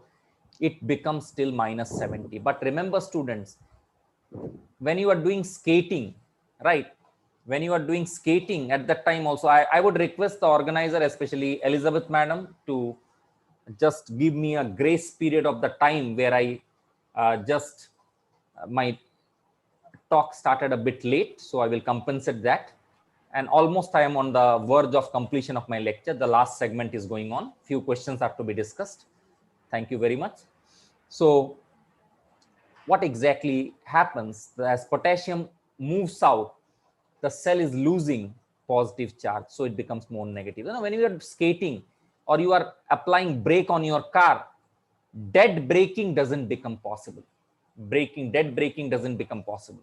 So what happens is the car will move certain distance. So likewise also, suddenly it won't stop at -70. Just like the car braking, it will still proceed further. This is called as after hyperpolarization, more negative than even the resting membrane potential after hyperpolarization. Okay, after hyperpolarization. And after hyperpolarization, again the repolarization, and then after hyperpolarization. Repolarization, what will do, it will bring the cell back to where it was, that was -70. right? So majority of the thing I have explained to this diagram, that is a depolarizing phase shown in this light green, the repolarizing phase shown in this chrome yellow, and hyperpolarizing, after hyperpolarizing phase shown in this orange zone, right? So based on this, we'll do quick recap of the ion channels, because that is one which is asked in examination. This process is, you have to understand the process, and the ion channels are asked next. So voltage gated sodium channel open during the steep depolarization, sodium rushes, all those things I've explained. I will skip. Yes, I will focus on this diagram. Yeah, you also suppose. Each phase, resting membrane potential, voltage gated sodium channels in the resting state and voltage gated potassium channels are closed. Stimulus comes. Once stimulus comes, depolarization to threshold. Without threshold, events won't start. Voltage gated sodium channel activation gates are open. That is your depolarization phase. What happens in depolarization phase? Voltage gated sodium channels are open. By the time it is open, the voltage gated potassium channels are, sodium channels are inactivating. So there's an activation gate and an inactivation gate. Together it forms the absolute refractory period. Next segment. And in the depolarizing phase, the orange, the voltage gated potassium channels are still open and the sodium channels are in the sodium channels are in the resting state. So those are the ion channels, how they are related to the different phases. Already I explained. Further, when you go, some of the questions based on this segment, as such, I am the last part. Action potential of nerve fiber is described by different components, including after hyperpolarization. The mechanism of generation of this after hyperpolarization have been proposed in the following statement. Increased conductance of sodium return to the basal level, but the conductance of potassium remains elevated. Membrane potential is pulled even closer. The conductance of sodium is increased. At the after hyperpolarizing phase, the membrane potential is driven closer to sodium equilibrium potential. I know it's a section C, so slightly difficult to interpret within the time frame. Okay, 17 it was asked. Of Sir, course, it should the be A and B, first option. well, it is going to be A and B. The first option, that is bang on target. Yes, just what I learned, we learn. Increased conductance of sodium has returned the base level, but the conductance of potassium remains elevated during the after hyperpolarizing phase. So by the time one ion channel is closing, another is slightly open. And along with that, the membrane potential is pulled even closer to potassium equilibrium potential. Remember, potassium is always from inside to outside at the hyperpolarizing phase. Fantastic, good answer. This is section C question. They are very tricky. You need to know the concepts clearly. Okay, then absolute refractory period, I will just explain. After initiation of action potential, there's a period of time called absolute refractory period during which a cell cannot generate another action potential. However strong the stimulus is, that is absolute refractory period. Coincides with what absolute refractory period coincides? It coincides with the period of sodium channel activation and inactivation. Sodium channel must first return to the resting phase, because I have questions in the next section based on this. Relative refractory period. The relative refractory period is the period of time during which the second action potential can be initiated, but only by a larger than or supra threshold stimulus. Without that, it won't take place. Ion channel equivalence. It coincides with the period of voltage gated potassium channel that are still open after the inactivated sodium channels have returned to their resting stage. Okay, so based on this, now certain questions. This is from June 2010. Action potential is fired after threshold stimulus. But once the nerve impulse, there is an interval during which the second action potential cannot be initiated, no matter how large the stimulus is applied. This gap is termed as, just now we studied. Absolute refractory period. A option. Okay, this is option A, absolute refractory period. Fantastic, bang on target again. Next.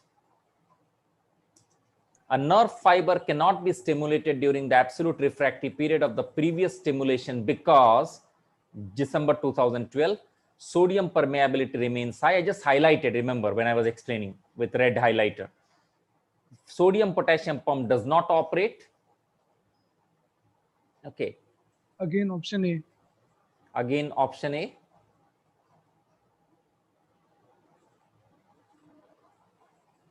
You are right. Again, it is option A. Sodium permeability remains high. Okay, there's probably a third one as well. This is from ICMR 2014. These statements describe what part of action potential. Sodium activation gates are closed. Sodium inactivation gates are open. Sorry, I should put this way. Potassium gates are open. Repolarizing is occurring. Repolarizing is from plus 30, it is coming back to minus 70.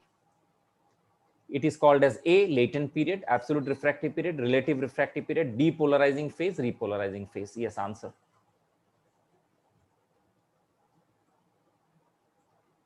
Is it E? Repolarizing. That's the tricky part. The correct answer is it's the relative refractory period. Okay. The same question is twisted and asked, right? Instead of directly dealing with the ion channels, they are dealing with the nature of ion channel, which is either closed or open. Okay. So the correct answer is C, the relative refractory period. So this segment of the lecture is very important. So now we close Sir, down what on does the it mean lecture by- on Sir, the, yeah. Can you go back to the previous slide?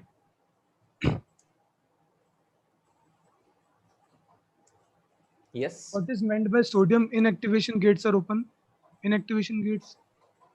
Yes. Are there any Nah, such no, gates, no, sir? no. You try to understand. Sodium activation gates are closed. Yes. Right. That is, Sodium activation gates are closed. No, I will explain you.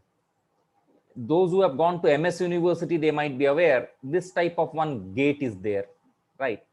In Diwali vacation, we had a big problem. Right. A big gate which always remains locked, and a small gate which is open, and we have to jump through this small gate, right? So even for the sodium channel, there is an inactivation gate and an activation gate. Okay, so here what it states, the sodium activation gates are closed, right? This gates are this gate is closed, whereas the inactivation gates are open. This gate is open. Potassium gates are open. Potassium gates are open means from positive charge is flowing from inside to outside. Repolarizing is occurring. Repolarizing is occurring means the cell is returning from plus 30 to minus 70. Correct. So if you imply, especially these two are dummy statements. Okay, just meant to mislead you. If you go by the first two statements, it implies the relative refractory period. That is how you are supposed to analyze this question. so, sir, what would be the condition in case of repolarizing phase for the first two statement? In case of the repolarizing phase, the first two statements would change to just the reverse. It would happen. The sodium activation gates would be open and the sodium inactivation gates are closed. That's it. Okay. Only the potassium gate will open. So obviously, yeah. the potassium gates are still open. See, this is a dummy statement. This doesn't change. Okay. And here it will change to, instead of repolarization, here it will change to depolarization is occurring. Okay. Sir, I am asking for repolarization phase. So in that, since the potassium gates are open, so repolarization should occur in that case also, because the potential is decreasing from plus 30 to minus 70. Very true. Very true. The statement describe what kind of action potential. Okay, what kind of action potential. So I think we need to rethink on it. I will come back to it right now. Based on the logic that you have given, the answer should be D, the depolarizing phase. Am I right? Yes. Sorry. Right. No, Just but now in what again, depolarizing can you phase, repeat your no, can you repeat your logic once again? Just now what you said. so you were saying that the fourth sentence would be depolarization in that case. Yes. Depolarization is occurring.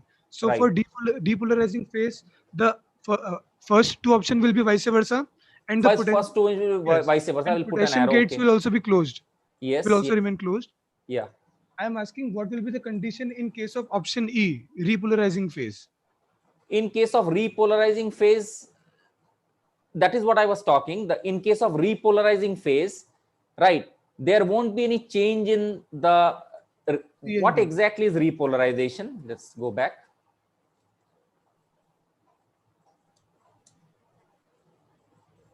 Okay.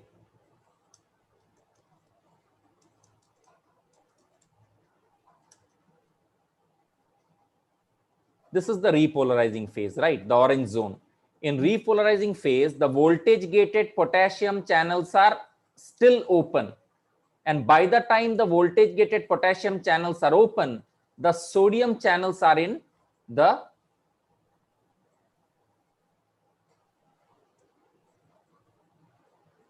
resting state. Okay, that's your repolarizing phase. This repolarizing phase, when the voltage gated potassium channels are still open and the sodium channels are in resting state, also coincides with the relative refractory period. Are you understanding? Yes. So the amalgamation of this question is you are correlating the nature of ion channel with that of the absolute or relative refractory period. What I am trying to say, as you just rightly pointed out, the same question can be asked in 5 or 6 different ways in different examination just by changing the nature of statements. Okay. Right now I am stopping the discussion over here because I have the last segment to be completed.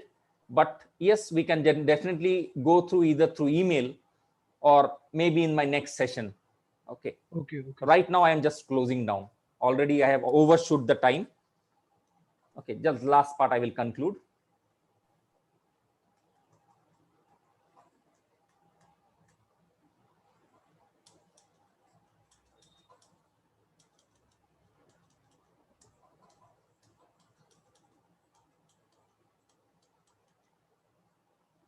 Well, the last part, obviously I will just cut short.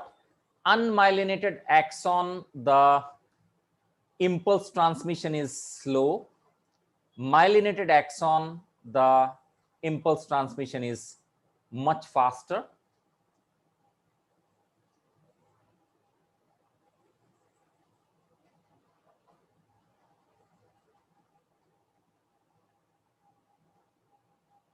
It's 100 meters per second. And again, questions are asked based on the next concept.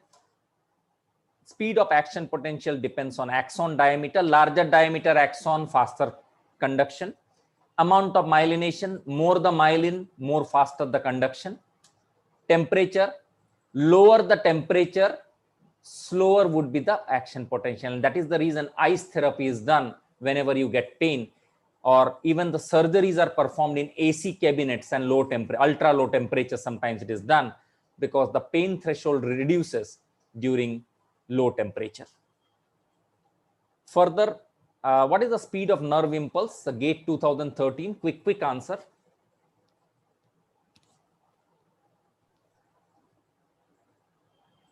Yes.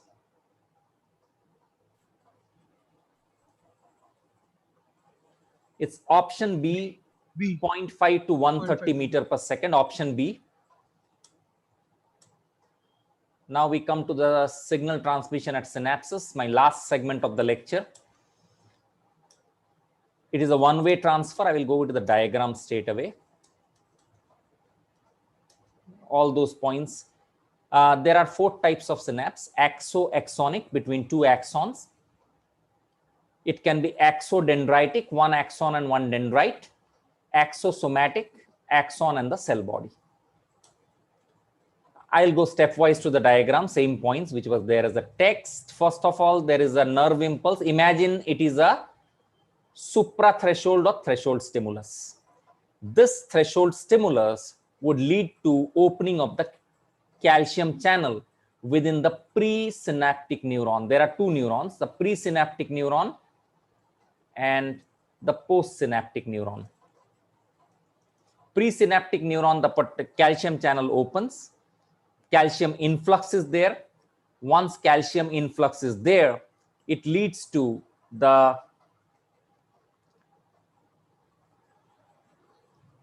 aggregation of the synaptic vesicles towards the membrane of the presynaptic vesicle. Here, this is the presynaptic vesicle membrane. All the vesicles will aggregate. Thereafter, because of the change in the voltage gated calcium channels, the neurotransmitters will be released into the synaptic cleft. Once the neurotransmitter is released in the synaptic cleft, the ligand gated channels which are closed would open, and then you get the, based on what kind of neurotransmitter is released, you will get either EPSP or IPSP. EPSP stands for excitatory postsynaptic potential. Excitatory postsynaptic potential is depolarizing, or it will get inhibitory postsynaptic potential, IPSP, which will be repolarizing or hyperpolarizing. Okay. I will give this in assignment portion. Right now I'm skipping out. Which of the following neurotransmitter is secreted by the preganglionic neuron of sympathetic nervous system? Sympathetic nervous system, it's always going to be acetylcholine. Acetylcholine is a different action. And cardiac muscle, acetylcholine is inhibitory, whereas in muscle, right, is going to be excitatory. Whereas in adrenaline, it's just the reverse. In heart, cardiac muscle, it is excitatory. Okay. So that is about neurotransmitters.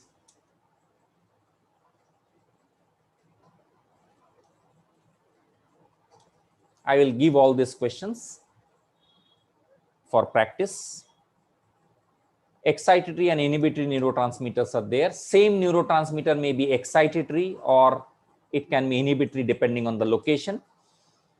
Acetylcholine is a common neurotransmitter. Acetylcholine is excitatory at neuromuscular junction, but inhibitory at other synapses, especially in the cardiac muscle that I mentioned. That is why in stress echocardiography, this type of neurotransmitters are released to study the response of heart. Glutamate is released by excitatory neurons of the brain. GABA is inhibitory neurotransmitter. Valium, your sleeping pill, is an agonist that enhances the GABA's depressive effect. It causes sedation, it lulls you to sleep. Flumazanil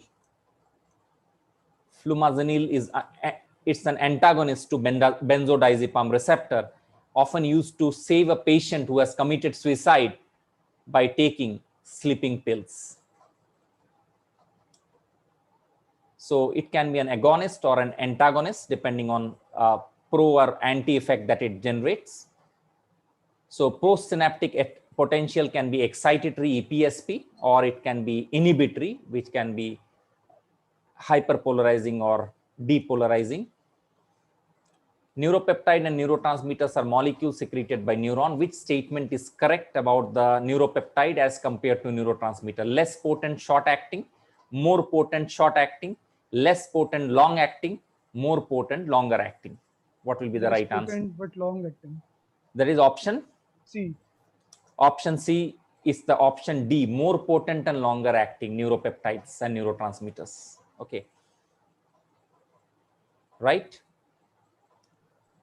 Of course, I'm not discussing because it is a direct, it's no reasoning based question. It is a concept based question. That is why I'm not discussing. The previous one where we are repolarizing, depolarizing, and ion channels, that was a conceptual question based on section C. Which one of the following neurotransmitters is secreted by the preganglionic neurons of sympathetic nervous system? Just now it was there in theory. The correct answer is acetylcholine. Diffusion, enzymatic degradation, uptake by cells are all ways to A. Remove neurotransmitter, stop facial submission, continue temporal submission, inhibit presynaptic potential, excite a presynaptic potential. What would be the answer? Because neurotransmitter has to be removed also. That is important. It should be A. It should be A, sir, A. quite obvious. It is going to be A, the removal of neurotransmitter. Okay. And this is what happens when someone consumes Begon, that is Propaxor or any insecticide. Right. Sustained state of muscle contraction remains. The neurotransmitter doesn't get removed. You need acetylcholinesterase, which removes and breaks it back into acetyl and choline. Excitatory neurotransmitter, the postsynaptic excitatory neurotransmitter dash the postsynaptic membrane. Just now I discussed verbally. Depolarizes.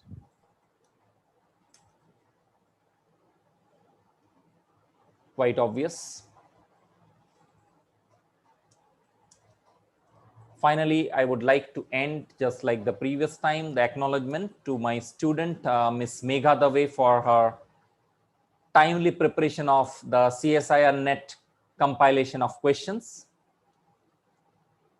Ansuya Madam from GSBTM for platform, and both Dr. Darshi Bakshi, the convener of this program, as well as Elizabeth Madam, Elizabeth Robin, Dr. Elizabeth Robin for moderating this entire series of crash workshop lectures, and to all students for your patient hearing.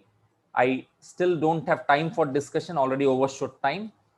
You can always come back to my, revert back to my mail for further queries.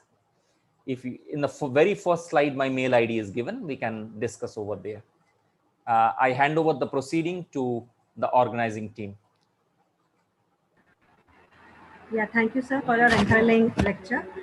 Students, if you have any doubts or any questions that you still need some clarification, okay, we'll share the email IDs of all the experts that have talked till now, so that at your own end you can disturb them.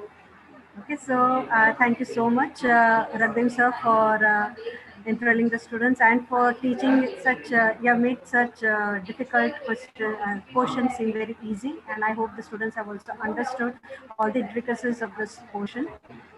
Students, now we come back at 2 o'clock for plant development biology. So see you at 2 o'clock. Okay, thank you all so much for attending this session. Thank you, sir.